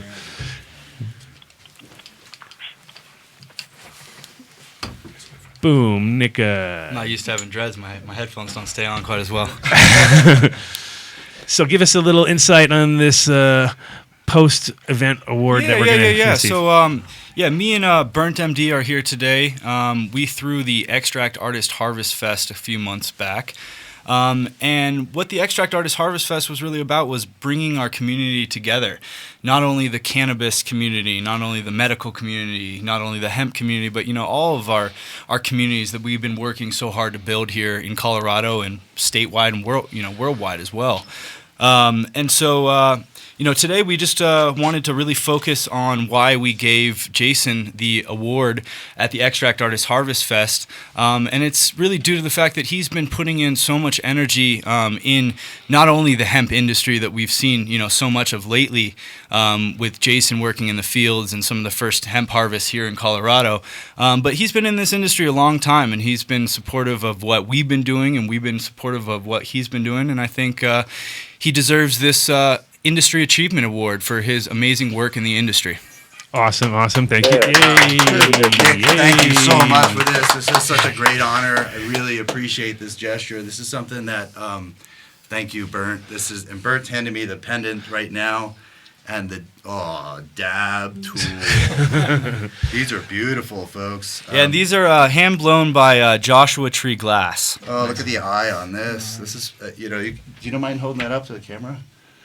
I really I don't know what to say, honestly. I mean, you've pointed out. I want to recount, actually, because I think I should have won that award, by the way. Yeah, I'm the official hemp guy around here. I'm only kidding. So Adam and I, it's funny, we were joking about this earlier. We should probably just, keep stepping up together. This is probably both the efforts I from so already many said it people. last year. I was like, no way. Jason deserves this way more than me because he's like really grinding hard. I mean, I'm just doing what I've been doing, which happens to fall into place with what everyone else wants to be doing. So that doesn't make sense. But you definitely been fighting the fight. We always have to give it up for Adam Dunn. Adam Dunn has been in this industry longer than most of us. I consider myself to be in this industry a long time, and Adam's been doing this in Amsterdam and all over the world for many, many years. So Adam Dunn was definitely our runner-up for this award this time of year round. But you know what? That just means you got to hustle harder next year. That's it. I just, I think so. I do want to say, though, that you guys made a choice and stepped up to the plate on your own. I was forced into my situation medically in terms of facing the trial and going through all of that. So I'm thankful for the acknowledgement, and I have to acknowledge all of you for stepping up to the plate on your own. That takes more guts than my trying to protect my own life. Yeah. Well, I mean, I don't know. I'd have to say yours sounds like it was definitely a bit more intense than mine. Mine was. It's just different. A 19-year-old moving to Amsterdam and going like, "Wow, I don't think I want to go anywhere else. This is it." You know what I mean? Just took 20 years to figure out that was that stepping point to the next part of the world. I think what we're seeing here is this is a cooperative movement. We've all been through all of this together, and we all have a piece in this puzzle, and we're all just as important to make the picture just as clear. Cool. So thank you all for everything. And Adam, we're going to keep plugging away, and hopefully we bring more people on the team. Oh, yeah. So Burnt and Nicotine and everybody, please keep recruiting people. We're doing it, right? Yeah, thanks guys for stopping by. It's awesome. Thank you. Make this stuff happen. And you're on your way out of town, aren't you, Nick? Yeah. Off to Amsterdam, but give thanks for having me as always, y'all. That's awesome to hear. It's the first year that I'm not going to Amsterdam, so if you got your iPad with you, just link me up on Skype, and we'll walk around together, and we can I can go and hassle all the people who owe me money over there. You'll be my collection agency, all right? If I could, I'd just like to say congratulations to Jason.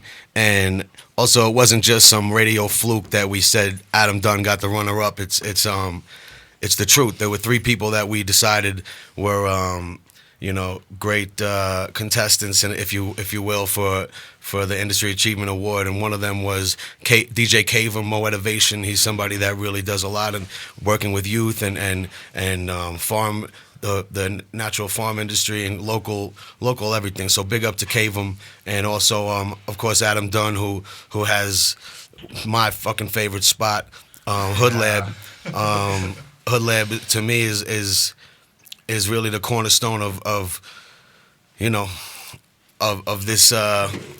this culture right here in Denver right now. For me anyway, it's where a lot of things have grown, and where I got to throw the Incredible Extravaganza party, and that the 419 show that we did with your Carnival, and it's been amazing. So big up to you. I think that you've been living a lot of people's dream. Yeah, and, I know that.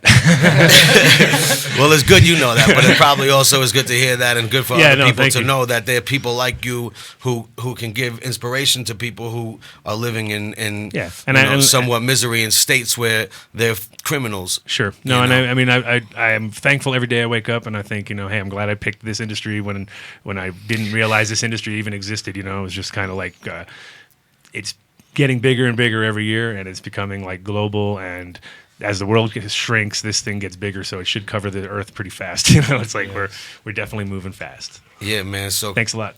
Big up to you, salute, and I love you as a person. I think you're a great guy, and congratulations to Jay, and thank you to Nick T for allowing me to be a part of the Extract Artist Harvest Fest, and peace to all of y'all. Thanks, guys. Yeah. Cheers. Thanks, guys. Yeah. Hey guys, that's our first applause. This is our first double round of applause ever on the show. So we've never had anything worth applauding on the show. A lot of firsts. A lot of firsts. Nice. Thanks, guys. Safe travels. Yeah. Until next time. Yeah, man. Cheers. Bang. Okay, Ryan, sorry about the interruption. You see, it was very important. Oh, no, there's no interruption, man. Hopefully you don't run out of power on your phone. That's the only thing we have to worry about now, right? So back to the hempin', because that's what we do. Tony was talking about basically this whole industry having to kind of start at the grassroots level still again, even though we're it's got to be done by us locally. And do you think that Springfield will become the new epicenter of all the hemp growing here in Colorado? I think it's a perfect environment for it. So personally. Yeah, that's really been my goal all along in the beginning of this whole thing is, I've got a lot of family down there that farm. And, I'd like to see everybody, in the community do well. And it's been a struggling community for 15, 20 years. It's been tough. Farming's not an easy lifestyle. And it'd be good to have this multi-crop there, it's not just food or fuel. It's, food, fuel, housing, clothing, pharmacy. There's just so many options with it. So, and have you been having any kind of like how is the response from Springfield as a town though? I didn't really see it as big. Yeah, everyone is loving it. I've spoken. Everyone is so open to the idea, and and I'm really wanting to get some processing facilities down there to really employ a lot of people, and it is a perfect location. It's literally located within 60 miles of 4 other major ag producing states, and it's just it's pretty much the edge of the Corn Belt, and it's right in the heart of America. Yeah, no, it's so a true. It'd be a perfect location, and so I think we're gonna get as much seed growing down there from my family, myself, my friends. I've got a lot of other friends that are really investing, looking into the future, and that's what farming is looking into the future. And And it's the future of this little town, I'm hoping. Ryan, it's I know you went quite public with this right from the beginning, and that takes a lot of bravery and courage. I salute you for that. And are you going to keep that going? I mean, you got a lot of people in to do the harvest. Are you going to look at doing workshops for hempcrete, hemp paper making, all of that kind of thing, and set up a bit of a show farm that side? Yeah, definitely. We're going to work on, immediately we're starting building greenhouses here, within the next month or so, and really expand on, these cultivars that I got. I ended up with about 100 different varieties from my research and development plot. So, we could really work on drought resistant, cultivars and fiber cultivars will isolate different rooms, and just really expand on each individual and see how they're going to react, because most of the ones did pretty well that I kept the seeds for. So I think we can really, encourage some, like you say, get them reestablished, down there. They just need to get reestablished in this climate. And, then it's, eventually. Well, one of the things that we, the first year especially, battled with, and you went for the hand harvesting, but you had the same thing with the combine and kind of mechanizing it, so to look at the processing and the harvesting and processing is also an important part. And one of what we're focusing on in South Africa is to try find the low-tech stuff, the stuff that won't take a lot of development, and that communities can get involved in. Like with a small seed oil press, they can have oil to make soaps, and the hemp paper is also something that doesn't take a huge amount of investment, especially if you're going like the greeting card. I had the pleasure of learning how to make hemp paper in DC, and that was also really, really exciting for me to see that, look, communities can do this on a small scale level and bring those kind of crafts back to farm level, where it's not sending off your raw material to some other state and that gets processed and the farmers are just really a raw material supplying. Actually bring that idea of a farmer as a producer of goods, not just of raw resource. That's exactly. Yeah, this I'm really going to work on some biodiesel too, because the THC content, if we exceed the 0.3%, that seed can't be used for food or human consumption anyway. So I want to still be able to use that, obviously, the seed, so I think we can make biodiesel out of it and then feed the seed cake to either the livestock and get it into aquaculture and have processing, bagging facilities there for bagging seed cake and doing small, small, simple type of products that it doesn't take much to train the It's staff. happening around the world. Even in Africa, we're seeing this. It kind of went big commercial farms for a while, and we had a lot of Monsanto's trying to push into Africa in a big way. And luckily, some of the countries, South Africa's not resisting, but some of the other ones are. But it is moving back towards a small-scale farmer again, and especially like you look at the beers, craft beer is really exciting. What's happening here in Denver with the craft weed. Like people are looking for things that have been made with integrity by someone who actually cares about the product. Someone's put their name on it, someone's put their stamp on it, and they take responsibility for the quality. And if you get, farmers are, I have so much respect for farmers, and the reality is that it takes generations to be a good farmer. You can't go in there in 2 years think you're going to be you're going to understand nature and be able to speak the language of nature like farmers do. So to be able enable these farmers, as you say, they've been struggling for 20, 30 years to get back into a cooperative level and a level where people really appreciate that their food, their house is grown down the road. That happened in the UK apparently last year. A farmer grew his hemp, sent it off very close to him for processing, and built his house in a year. Now that's grow your own house.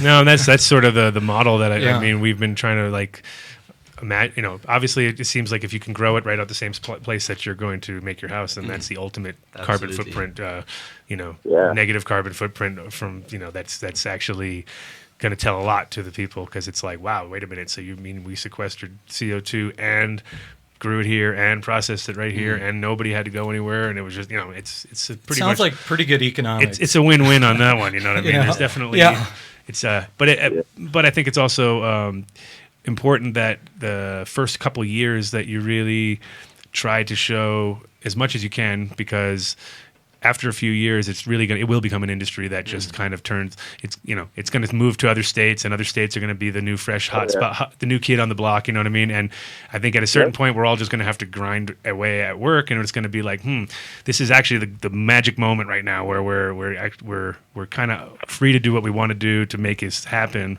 but at the same time, knowing that just a few years down the road, this will become a full-time job for millions of people, you know what I mean? And some people love work and some people don't.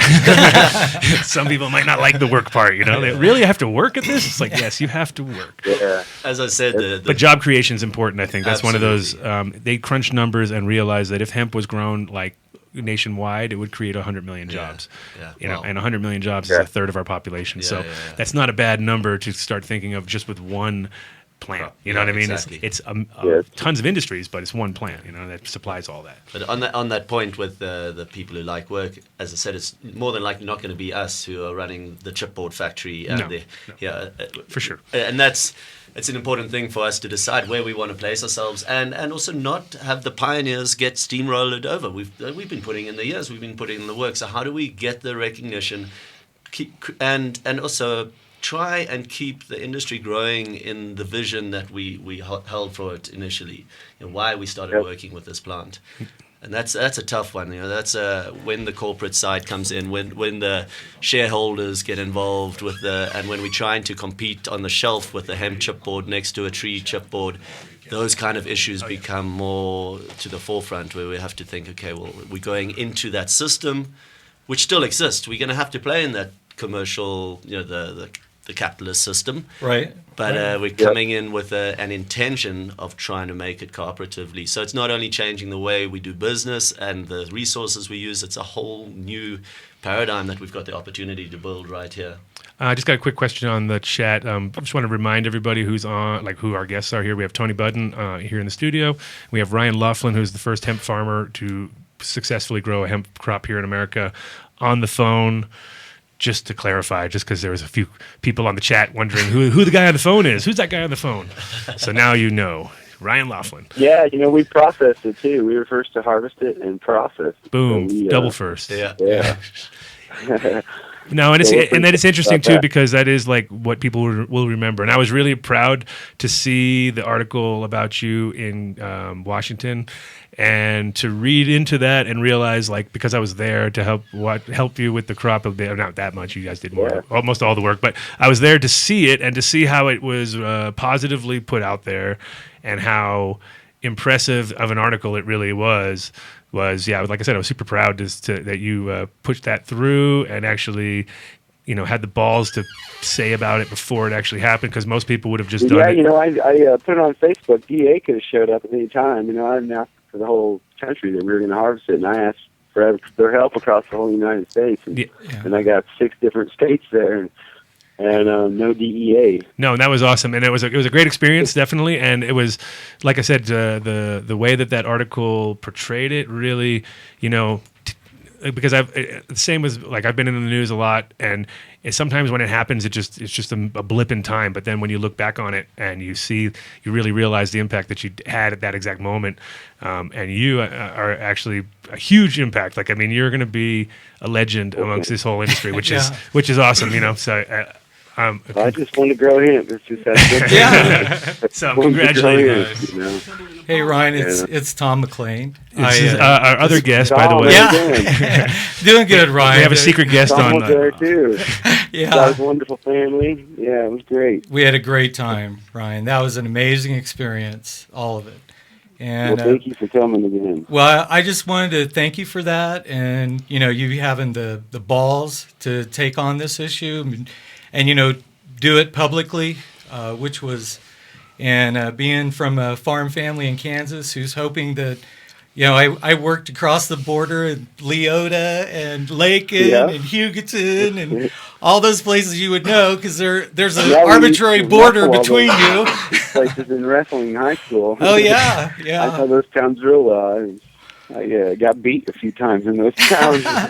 Well, we had good wrestling out there, Ryan. So Yeah, good people for sure. It was very cool to be out there and be a part of that, and I love it because the opportunity to go back to my heritage and a crop that I grew up. We had feral hemp that grew all over. I've been around hemp from a baby, basically, and we knew this plant. We knew it was nobody thought of it in terms of, I'm going to cut that down and smoke it. Sure. We knew better. Yeah. We knew that pheasant and deer, if we wanted to go find them, that's where they'd be. go find the hemp. Right. True. And that was a cool thing, kind of to grow up in that. And then later I got to go to Nepal and live in a culture for 3 years that embraced this plant, revere it, and recognize it for all its aspects that it is. Yeah. I mean, they look at it, it's a spiritual piece that would be their holy sacrament when they have puja. And they wear it as fiber. They're wonderful weavers. They weave beautiful cloth there. And every aspect of that plant is a part of their culture. And so I was really blessed just by the luck of the draw to get to go there through Peace Corps and experience that culture that embraced this plant fully. Everybody had ganja growing in their garden. That was an important plant that everybody grew. If you needed ganja and you were out and you went to your neighbor, they gave it to you. That because it was a sacred plant from God. And they looked at it like, well, and honestly, that where I lived, if you made them pay for it, that was an insult. Sure. And I thought, wow.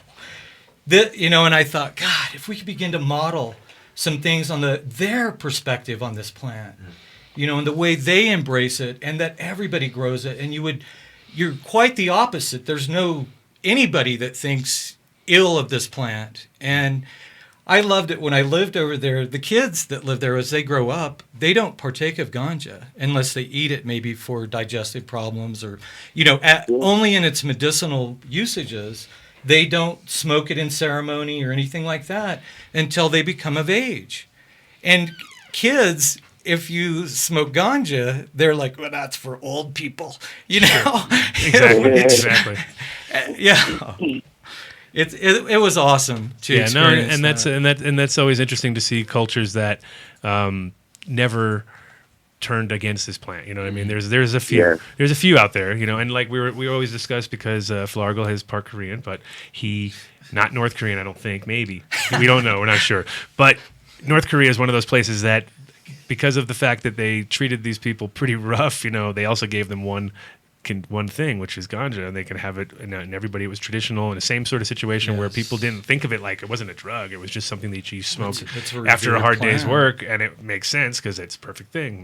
Don't the burial ceremony, I believe in Korea, they wear hemp clothing, fresh. It's a special, we wove specifically for that, right? Out of hemp. Yeah, and again, speaking to the reverence of hemp. The same thing when I went to China, to the hemp growing areas there, and I was expecting to see massive state farms of hemp and all mechanized and fenced, and nothing. It's absolutely grown next to their soy or next to other things. Yes. Each little farming community has a little plot of hemp, and they're very proud of it, and they see it as completely normalized. There's no stigma, and that was so refreshing to see. You come from a country where the oppression of this plant has been ingrained. I call it the canophobia. That's the kind of, like hopefully here they don't try to do the same thing where they're going to want us to like turn it into a prison cell with double chain link fences. Yeah, we have to fight against that. Because all that's going to do is make people think it's worth more than it is. Absolutely. And want to climb that fence. And Canada's doing it right now. And it's like, I think the reality is, well, that's why Baca County makes such a great place, because it's a lot of fence to build out there. There is true. I don't think you're going to go through with it. But I think I have the same dream that you have, which you get to experience now, which is driving past your fields, and but you don't want to see a fence in between you and that field. That really changes the vibe of the whole thing instantly. At the moment, we do have to. That's because of that permit that we are growing under. It is a permit for a narcotic drug, and part of the stipulations is the fence, which is.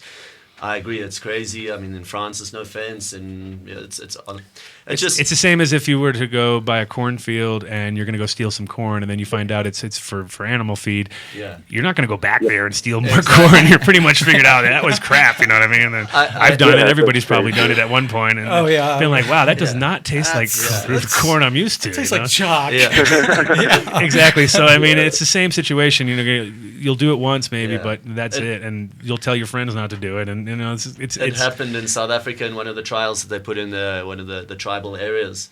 And they didn't involve the community. They just put up this fenced area with what looked like ganja growing there. Yeah. And the kids jumped over at harvest time. They stole the whole thing. But they came back to the chief a week later and they said, you must tell those white guys they're wasting your time and money because you're never going to make money off this stuff. It's rubbish. Yeah, but instead of communicating with the community and saying, look, this is what it is. Take it. Smoke it if you want. You know? I heard of another study apparently they did in Belgium where on one side of town they put a hemp crop on the other side. They put a hemp crop on the one side. They fenced on the other side. They put signs saying this is non-psychoactive fiber crop. Phone this number. Now, which one do you think was raided by the kids? Yeah. The one fence. Yeah, Yeah. exactly. Make it look like something it's not. You make it look like it's more valuable than it is. It does the complete opposite of what they're trying to say. Yeah. And it's also that forbidden fruit. You know, the same with the kids. You know, like take them into a candy store, say you can have anything except that one. Yeah, that's all they go for. Yeah. And I was that child. Yeah. I was. No, it's human Just nature. tell me no. Go ahead. And that's the same thing with the issues around kids smoking ganja. If you look at the Indian culture, and the same with the Dutch culture, you know, like the kids don't get into it because it's what the adults do. It's you what know, the it's old people. Why would we do that? Yeah. Like the whole forbidden fruit of like I gotta go behind the school and smoke because it's illicit.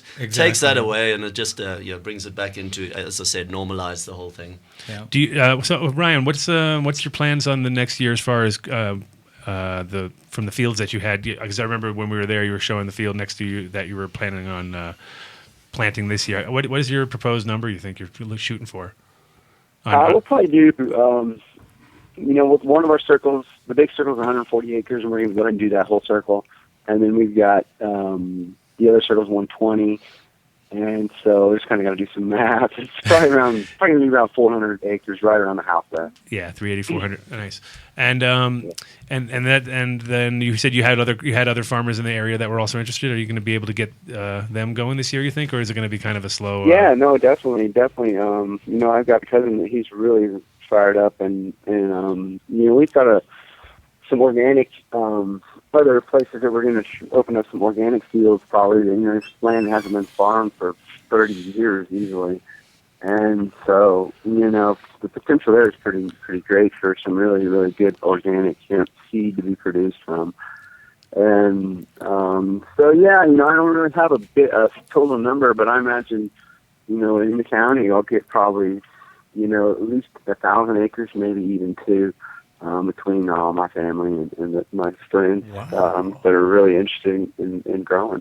Well, that would be mathematically that would be awesome because you would have went from 60 to 1,000 in a year or more, which would be awesome. If we could keep that momentum going, we would be exactly where we want to be within a few years. Because just make sure the demand is there to take it all. Yeah, and a bit of the I can speak to some of that at least, and what we're working on right now. If you don't mind the no, of course, over no, for sure, I'm ready. And with Ryan as well.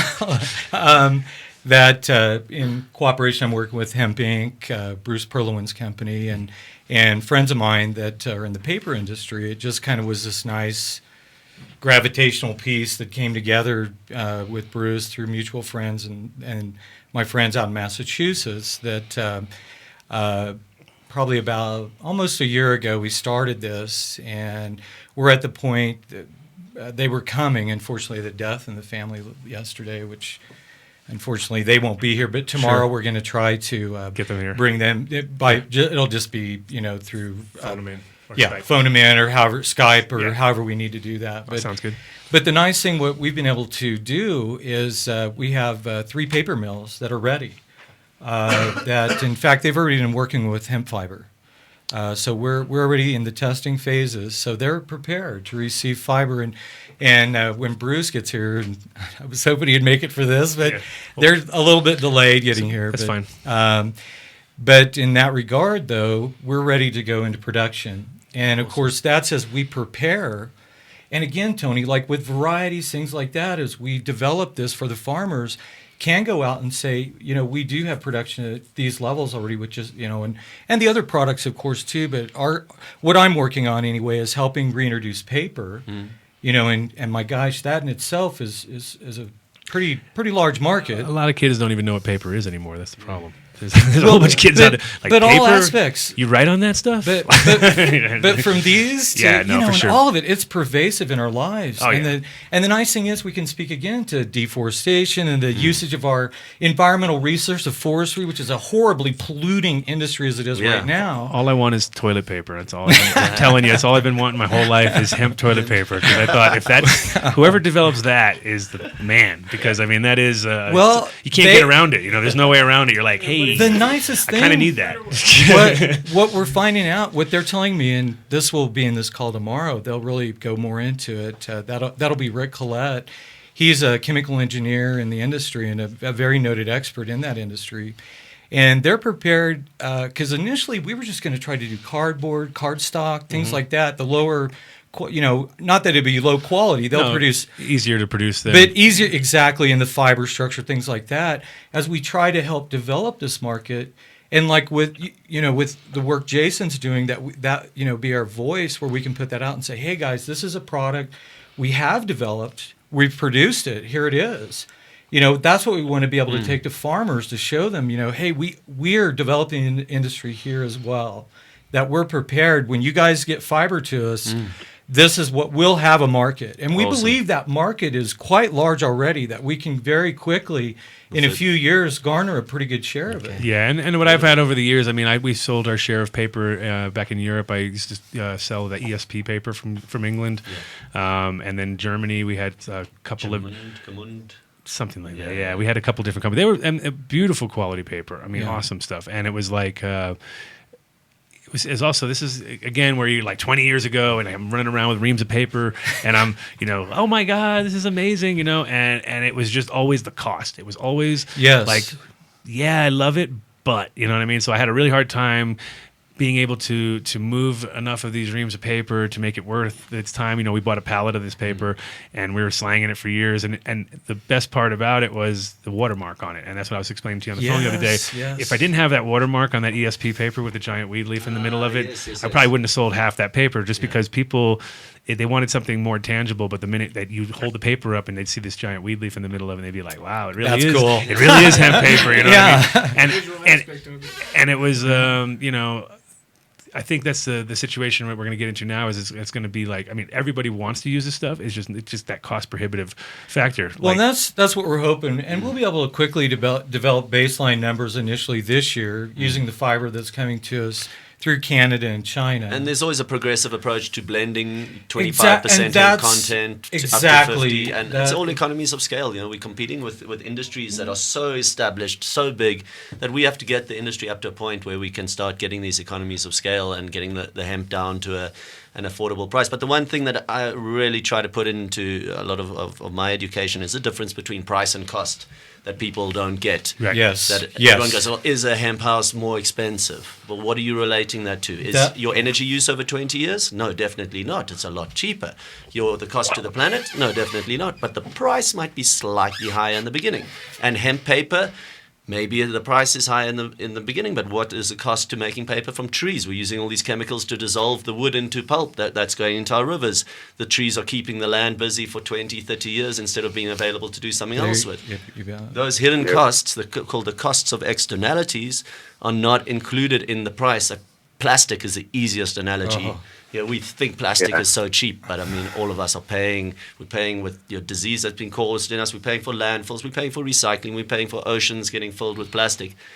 In Europe, they're starting to get really proactive, which I really admire. For bags and stuff? Or? No, Not only for bags, if you're a plastic producer, and I can't remember in which countries, but if you're selling a cheap plastic product into the market, you have to put a tax on that includes the cost of getting that product out of the market. Mm-hmm. Because why must if you want to go buy a whole lot of cheap crap plastic products, why must I pay for that to get taken away and sorted out? So that the purchaser, obviously will push the price up of the plastic, and then it brings the products like hemp and foil and your proper paper, all of these things more into line. Because there was a study that they did in the UK, I think it was $2.2 trillion a year is the cost of externalities that has been made by the top, I think it was 130 companies in the world. So they're going away. We think they're selling us nice cheap products, Mm-hmm. and they're walking away with a profit, and we as society are left with $2.2 trillion Yeah. of debt that we're paying through the damage to our planet. Yeah. So it's about changing the way we buy things, looking for value, looking like a great post I saw was about organic food. Everyone's, organic food's expensive. But if you think organic food is expensive, have you priced cancer recently? Exactly. You either pay now or you pay more later. Oh, without a doubt. Yeah, Without a doubt. So we're just hoping at least this is a jumping off point, at least for what we're, bringing to the table here. And, and well, that's awesome. I mean, and that's it's incredible. so good that, I love that this moment is happening too with Tony here and that it'll help formulate some of these things quickly. Just help us, knowing varieties, in terms of what our growing seasons It's are. experiences, Yes, I mean, that's yes. the one thing about this whole industry is, now people have to look at the people who are doing it. You can't just look, because it's not like a fantasy that is out there. It's actually reality. There's people doing it. So when you do something like Ryan, I'm sure you learned a ton of things this year, without even maybe not wanting to learn some of the things you don't want to learn the hard way. But then again, it's the best lesson in life, because if you're, I recently met a group of people who were all they're all calling themselves cannabis consultants, and I've been a cannabis consultant since 1993. I had a card made up when I was, I thought about it one day. I said, hey, I'm talking to people about cannabis all day. I'm a cannabis consultant. Bam, that was it. That was my title. And I thought I was the only guy. I was like one of the few out there in the world that would actually call themselves that. Now there's millions of these people. They're just everywhere. And I talked to these kids, and I was like, oh, so you're a consultancy group. Yeah. How long have you been growing? 2 years. And I'm just like, what can you teach me in 2 years as a consultant? And, and they had it all. They had a very slick flyer. They had it all. Everything was done with computers, and it was, marketing. it was great marketing, and it sounded good, and it was like seed to sale and purchase thing. Everything was like designed with all the things that I don't care about, because I'm a producer of products. Actually, I don't produce like fantasies. I produce products. So for me, it was just like, no, I've had every bug in the planet. I've had every disease you could have, and I've learned the hard way. You know what I mean? And that's part of the learning. Now you're going to save money because you're not going to get these problems, because I'm going to show you how to not do that. And that's what a consultancy should be. And I think it's kind of like a loose word thrown around now, but I think like people like Tony, who have true like real life experiences, and then within the next 2 or 3 years, you're going to be that guy too, because you're going to have those experiences. Yeah. And so everyone's going to be coming to you, and now you're going to be the hemp consultant, because that's just what happens in our lives. We can't help this, you know what I mean? Everyone's going to want this information from you, and you're obviously going to have to, feed them the right information, but you also don't want to just give away the baby with the bathwater. You kind of like can't just throw it all out there and be like, goodbye, here you go, because I worked so hard, because you'll see it's hard work every time. Even with the farm is hard work. So on a commercial scale, it's a whole different too. Yeah, and then throw hemp into the mix, and in your backyard, and then throw the world's strongest fiber in there to wreck all your machinery. Right. You know what I mean? And have to retool and dye everything because you didn't have the ability to even harvest it properly, because all of a sudden your stuff's like going, this ain't no cotton, or this ain't no corn. It's like, wow, some tough stuff. So there's definitely going to be a lot of information passing back and forth from different people, and I mean, luckily, it seems like it's all going forward now. We're definitely not stepping backwards too much. I mean, there'll be a few states out there that are going to be reluctant to join, but even Nebraska is on board now, and places like that you wouldn't imagine. You're thinking, Nebraska? That didn't really seem like they'd be on board, but they're on board. I mean, they're ready to do this. Oklahoma, I don't think so, but that'd be tough. But they'll do it as soon as they see economics. That's it. Exactly. Economics. And as soon as they see what the Colorado farmers producing just north of them, I guarantee you they're going to be talking to their senators and their congressmen about legal hemp in their part of Oklahoma. Well, the nice thing, it's moving through the farmer. I love that part of it, because to me, a big part of our sovereignty resides there, and we're losing it rapidly with ADM and all the huge Monsanto and God. I mean, the giants that we are in ways taking on. Yeah, and I love it that it's going to be at the farm level again, because to me that's where we're going to be producers again quickly. And real producers, like cyclical producers, not like you were just saying a raw material producer. Move it on. That is so nice. That helps us rebuild our communities. And the reality, I mean, we're also looking at you saying, like, don't become a hemp farmer. You're a farmer. Yes. And look at hemp as a rotation cash crop in a Exactly. month. What are you going to farm in the rest of the year? There's no ways you can just be a hemp farmer. Well, and we can speak to water usage issues, which Ryan knows for us and the battles Kansas has had with Colorado over water because of effing corn. That's really at the root of this. You know, no pun intended. But you know, which we can speak to those issues directly and better usage of our resources, and that we respect our next generation and next generation and next generation, you know, and really, and I really feel people want that. They need it. They know they need it. We got to remember, you know, like it does, as I said, it moves quite quickly into the commercial level and the industrial level, but to always hold that motivation for why we all got involved with working with this plant. You know, it speaks to the heart. To get high, right? Yeah. Of course, that's what they want to portray. Working with them. Well, I can say that's why. That's after work. You know, with probably some need though, Tiki there. One thing that is a reality around the world, not for better or for worse, everyone is watching what's happening in America. Oh yeah. So there's there is a lot of pressure on you guys to do it in a sustainable manner. You know, like what I've seen from an outsider's perspective, what the American system looks like is you have rogue states that are change the laws, or everyone says, okay, we're going to do this. We don't want any interference from the central government or whatever. Like, get out, give us, and then they give you a chance, and everything goes completely haywire for a while, and they go, right, you see, you do need us, and they come back in, and they go, right, here are the regulations. Yeah. So it kind of, they'll let you explode, and then they'll pull it back, and they'll meet somewhere in between. So to do that in a way, also, I mean, what the reality is with USAID, World Bank loans, UN, everything, America lends a lot of money to South America, Central America, and Africa. And if you look, besides Uruguay, no one has changed hemp laws fully in Africa, which is where it's a real solution. It's not just an eco niche of people who want to eat properly or live a little bit better or maybe insulate their house. Like, people don't have houses, they have terrible diets, they don't have any omega fatty acids in their diet. Sounds like the U.S. And they don't have jobs, So, I mean, obviously the needs are here as well, but it's...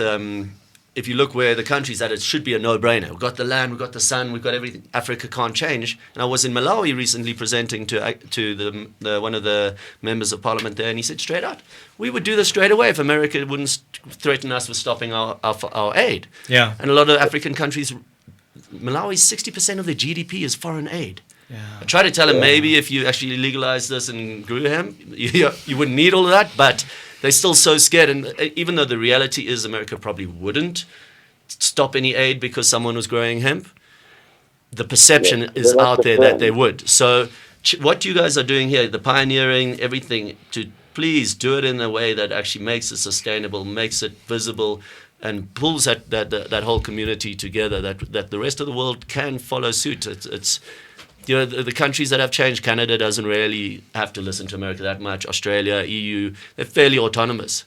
The ones that unfortunately are under Uncle Sam's thumb through the dollar are the ones that are watching and waiting and, okay, what's happening in America? What's happening in America? Yeah, well, it's kind of interesting. Just it's funny how we are actually going a completely opposite direction of where we ever Extreme, were in a true American style. and now now I know that there's some, because that was one of the reasons that I left Holland, was that Holland became more like America and America became more like Holland. And I thought, oh, good, everybody balanced out. Now I can move back because everybody's be receptive of what I've been doing for the last 20 years. Whereas in Holland, it was getting to become the opposite. They were definitely like we were saying earlier, the population there, the local population is about 2 to 3% smoke cannabis.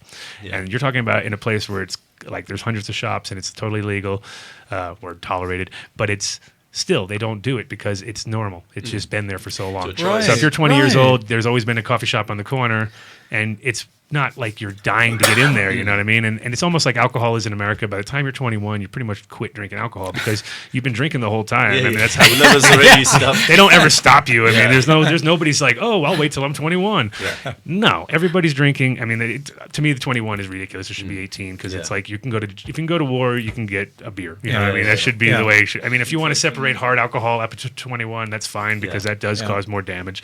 But realistically, like, that was one of the reasons that I left America when I was 19. I was like, I definitely am not waiting around for this crap. I'll just get in trouble and that'll be it. You know what I mean? So I think as we move ahead, it's like other countries are going to be looking and going like, wait a minute, we've been following your Geneva Convention crapola, Thank you, Nixon. Opium law, whatever. And now you guys are just having shops opening up. Like it is crazy. From the outside, it's the most ironic thing that we look at it. So I think it won't take long for them to be less scared of this situation because they'll see that America is changing quickly.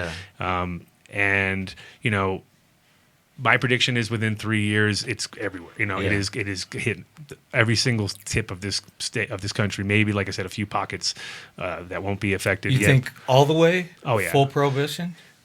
I think so. I think it's going to go 3 years, 3 to 5 years. I can see hemp. I believe hemp. Oh, hemp already. Hemp already. I don't even no question of that. But I think the cannabis, because especially with this whole children CBD, the combination of the fact that a lot of political capital. It may not be every single state may not allow THC, but they'll definitely allow CBD. CBDs are going to be guaranteed a place in the sun. I think just because of the fact that it's doing so much good. Totally. So that will be the part that first cracks, and then.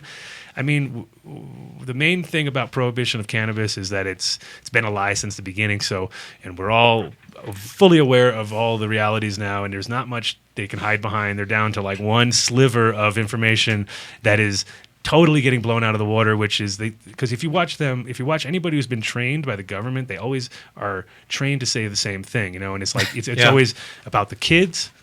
Blew that out of the water. So now what? Now they're done there. Yeah. What are you going to do? Totally. That was your big defense. That was your sliver of defense but the children. Yeah. And now we're proving beyond a shadow of a doubt that it's going to save children. Yes. And in the long run, it's going to keep families together. And it's got all the things that alcohol doesn't. You know what I mean? Alcohol is completely opposite. It breaks up families, puts people, there's all this violence around it. Cannabis anti-violence, you know what I mean? It's like there was actually a website or there was a Facebook page that was called Cannabis. Did you see that one? That one that was like the violence, cannabis causes violence or something. It's like, it was literally called Cannabis Causes Violence or something stupid like that. And it said every single recorded act in the history of mankind has been related to cannabis. You know what I mean? And they just basically like threw out all this information. It was all crap. It was like an Onion article. It was totally bogus. People bit into it so quick. People were, oh my God. And everybody, at first I wasn't sure if it was real or not. And I realized it definitely is not real. It's got to be tongue in cheek. But it was amazing to see how quickly it got to you. You're like, God, this person is so wrong. And you had to type, you had to get in there, And it was like, it was crazy. But it's just like, we're getting to that point where it's becoming a joke. You know what I mean? It's like, come on now. We know it doesn't cause any of these problems. If anything, it's the opposite, And so it just, I'd say 5 years total. 3 years for the sort of CBD factor to be like everywhere where it's normal and you can buy CBD drinks in every state. Well, I think that's our platform. I agree that is going to be our platform for change. Because how can you, as a politician, deny what is happening now and say that, I'm going to regulate against you. Yeah. It's like, well, then you're probably part of mitigating factor of death of these children. And we're going to take that to the public forum and expose that. There's a group in South Africa called, in South Africa, the word for ganja is Daga, D-A-G-G-A. It's an original Bushman Khoisan word. And this couple got caught... They were raided and they had about 100 grams in their house, and they got caught and they decided to take it on and actually are taking it to the Constitutional Court. They've got a High Court a date set. Nice. So if you go to www.thedachacouple.co.za, I think it is, or just search for Dacha Couple, they're saying basically, look, if we're going to have laws around this plant, let's just make it modern science. Let's bring it into... most of the laws are 100 years old. They come from a different time. Let's look, is it addictive? Is it toxic? Is it? We're all very happy for them to do that because we know the answers to all those questions, and they're like, no, they're afraid to take it on because they know that as well. Yeah. So they've actually turned their court case around and they've subpoenaed all the different departments in the government that would have something around, and they're including industrial hemp. They're saying, look, this current law disallows industrial hemp, which it shouldn't. So let's just bring it in. Maybe full legalization is not where it will end up, but let's at least apply our modern knowledge around the plant to the laws. And in South Africa, our original drug laws were very racist. They were called the Coolie laws, which is a slang term for Indian. They were the Indian migrant laborers were bringing it to South Africa and working on the sugar plantations and bringing the ganja with them. So we were actually before the States. South Africa and Egypt Egypt because of a hash issue, and South Africa because of this. We pushed, I think, in 1907 or something. Wow. So it's very thanks a lot, guys. Yeah. Sorry, I can't take any of that. But yeah, so we're also feeling that things can change very quickly in South Africa around also indigenous people's rights, because we can track it going back, the use with the Bushmen specifically going back 1,000 years. Oh yeah, it would be. Yeah, so it's things could shift very fast, and that change is happening. But it's this kind of phobia.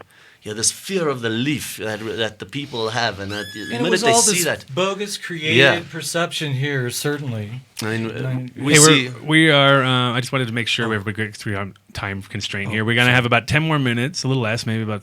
So I want to just make sure we get Ryan in here before the end of the show to give us a little last kind of round it. We're gonna round this up, and then I've got to throw a few shout outs here, and then we'll continue down at the Hood Lab for a impromptu symposium, I think, is what's the word that was put out. I think there was a word symposium put on this afternoon. It's a nice word. I didn't realize we're having a symposium at the Hood Lab, but apparently we are. Yep. So anybody who's really interested in hemp can come on down to the Hood Lab today and check out what's going down. We're all going to be there from about 3 o'clock today with the symposium. We need an echo. Hemposium. Hemposium. So, Ryan, give us a little quick round out and shout outs to all your friends too. Make sure you tell all your friends. I appreciate the time, Adam. You donating as much time as you have to the hemp is just amazing, and I think the great things are going to happen here just really quick, and it's definitely the future of farming. I look at most of this, from a farming aspect, and I can just see, and I've seen this for 10 years, and that's, it's just now I can, we're reaching the line to where it's going to make a difference in small rural America, and that's what the United States needs. No more Walmart. We need small people to be able to make a living, in the small towns. And bring back, little small shops and small processing. I have to say, when I drove through Springfield on the way out, I really had this vision in my head because of all these places being boarded up and it looking kind of like it was, definitely didn't look like it was a thriving community at that point. But I could definitely visualize it in my head, that could easily be that one little strip that you have down there could definitely be a lively little strip once you got the people there working on, helping you out there, and you got it just bringing community back, which is awesome to see. So I definitely wish you guys. Exactly. I moved away to get out of farming because it wasn't. It was a losing battle. And my family struggled. And, everybody did all right and made a living and everything. But I always said once there was a crop that was worth farming, I'll come back and farm it. Mm-hmm. And now we finally have a crop worth farming again. And it's going to make an impact directly to the small communities. Yeah. No, like I said, you've already made a huge impact to this industry, which is about to become the biggest industry in America. So imagine that, Much respect, right? Yeah, it's awesome. So thanks, Ryan. And it's going to help out little children too. That's a big deal. People, there's a lot of CBD in hemp. Oh yeah, it's going to really change. It's going to change everything. It really is. And so so it is a miracle plant. It's not a cliche. It truly is. Yeah. No. So when people say money doesn't grow on trees, I laugh. You know what I mean? I'm like, yeah, it does. It has for me for 20 years. I don't know about you. That's right.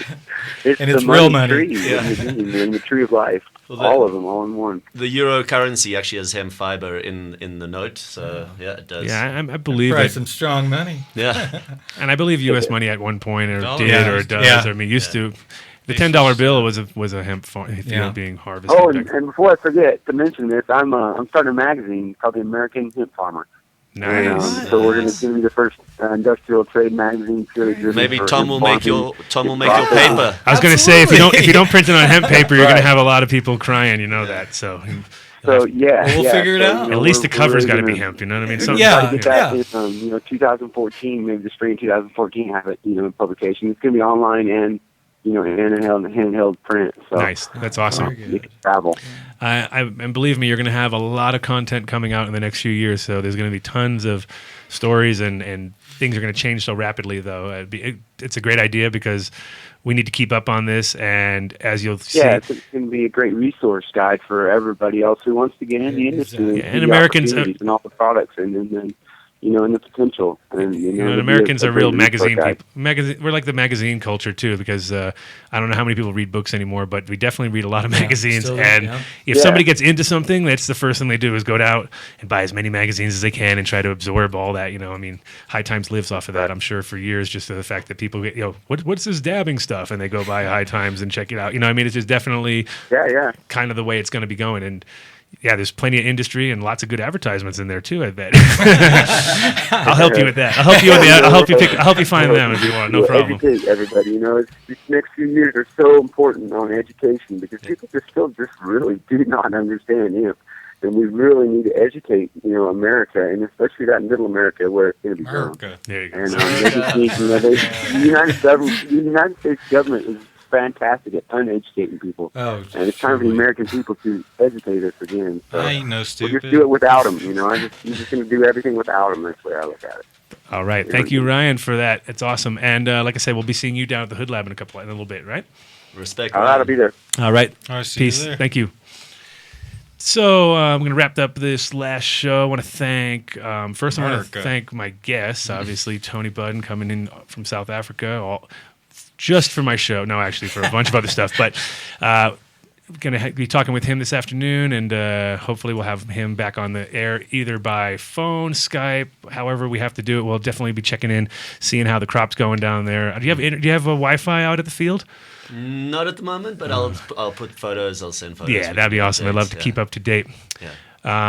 And I feel bad because you kind of slipped in as a guest. We didn't officially. Can you officially announce yourself so we can and give us all your email, anything you want to throw out there as far as businesses and all that. That way we know who this mystery man is on our show. I did just slide in here, I know, but I'm Tom McLean again, and want to shout out real quick to Ryan again. Thank him and the Stanley brothers. We're out of Colorado Springs, and my entry partly is through them as well. But just an interesting connection over the years, and not real close to them, but I've always followed this, and that helped propel me to come into this full time and work in it. And also to Relma Caring and the work they're doing, and Nicole Montanez that's doing fabulous work in her photography. And if anybody hadn't gone and looked at that, they should. That what she's capturing with these children, that's something I hope just grandmas and everybody can see what's happening here. Yeah. So, and just imagine how many people out there are going to feel cheated over the years, knowing that they had a son with autism, or the kid's already 45 years old now, and he's been dealing with it his whole life, and they're she kept him from smoking weed. You don't smoke that weed. You know what I mean? And all of a sudden, you could have helped him out. You know what I mean? So there's going to be definitely some hurt.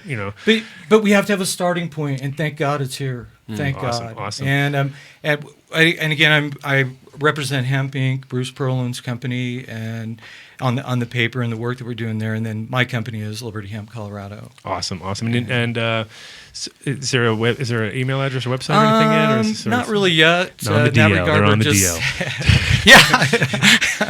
Yeah. Okay. Well, and I want to also thank Jason Love, who's not here now, but was one of our other special guests, and Eric Hunter. Again, all these guys are, all the way knee deep in this hemp stuff and constantly on Capitol Hill fighting for our rights and making this stuff happen. And it's an amazing time to be part of it all. I also want to do a quick shout out to my friends over at that are running a party. I guess it's tomorrow night, and it's it's at the Fox Theater. It's called Mayhem Party, and my boys there are bringing in Vandal, Hypnotic, and Short Fused. It's a 16-plus show, and like I tell everybody, if you are going to be shocked by 16-year-olds twerking, don't go to this party. But if you like 16-year-olds twerking, this must be your party. And I know there's more people who like 16-year-olds twerking probably secretly than they don't. But $22 at the door, $17 pre-sale. It closes at 1:30. So try to get there early. And also I want to make a shout out to one of our new sponsors. And these guys are legendary here in this state as far as cannabis production, as far as equipment. Way to grow. Thank you guys for jumping on board. They are the largest, I believe they're the largest shop in Colorado. They have got 5 stores right now, and they're opening up a new superstore. Haven't got all the details yet. I'm going to do that next week when we officially get them on board, but I just want to welcome them to the family, and they're going to be giving a lot of giveaways and new product reviews. They're going to bring anything new that they have on the pipeline, they'll bring into the store, and we can check it out, or bring it into the show, and we'll check it out. And it's, like I said, lots of giveaways.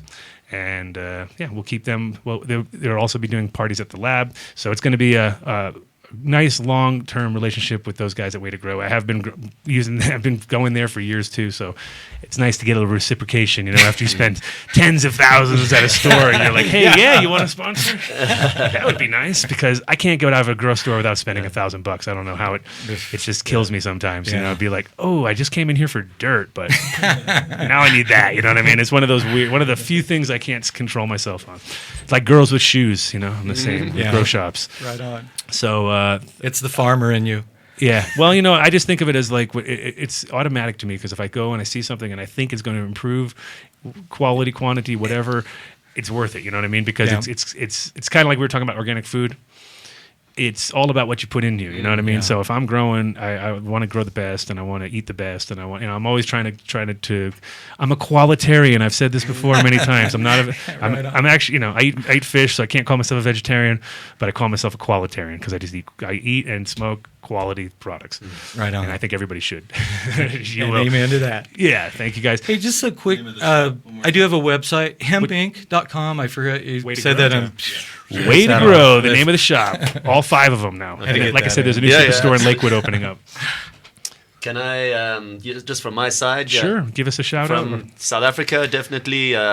If you want to visit our website, it's www.hemporium.com. And we do ship to the States, so if you want to support our work, that's how we do it. And support Hemp Hoodlum as well. It enables us to carry on educating the people. If you're talking about hemp, you should be wearing hemp, you should be living it. So there are a lot of companies that could do with more support. Yes. And the more the customers support the industry, the more we'll grow, the quicker we reach economies of scale, and the more we show the demand, because the government's not going to change until we show the demand. That's it. So get out there, educate your friends. And vote with your dollar. That's always a key. And that's but people do realize now that they can make a change. I think that's one great thing about internet too, is like we can make or break you in a heartbeat. So if you really want, if you're a good company with the right people, you'll get people supporting you. And at the same time, if you're a shyster company out there, you'll be exposed for what you really are. Which is going to be part of this whole industry too, because as people see the big money coming in, you're going to have the snake oil salesman, which it becomes literal these days. People are people.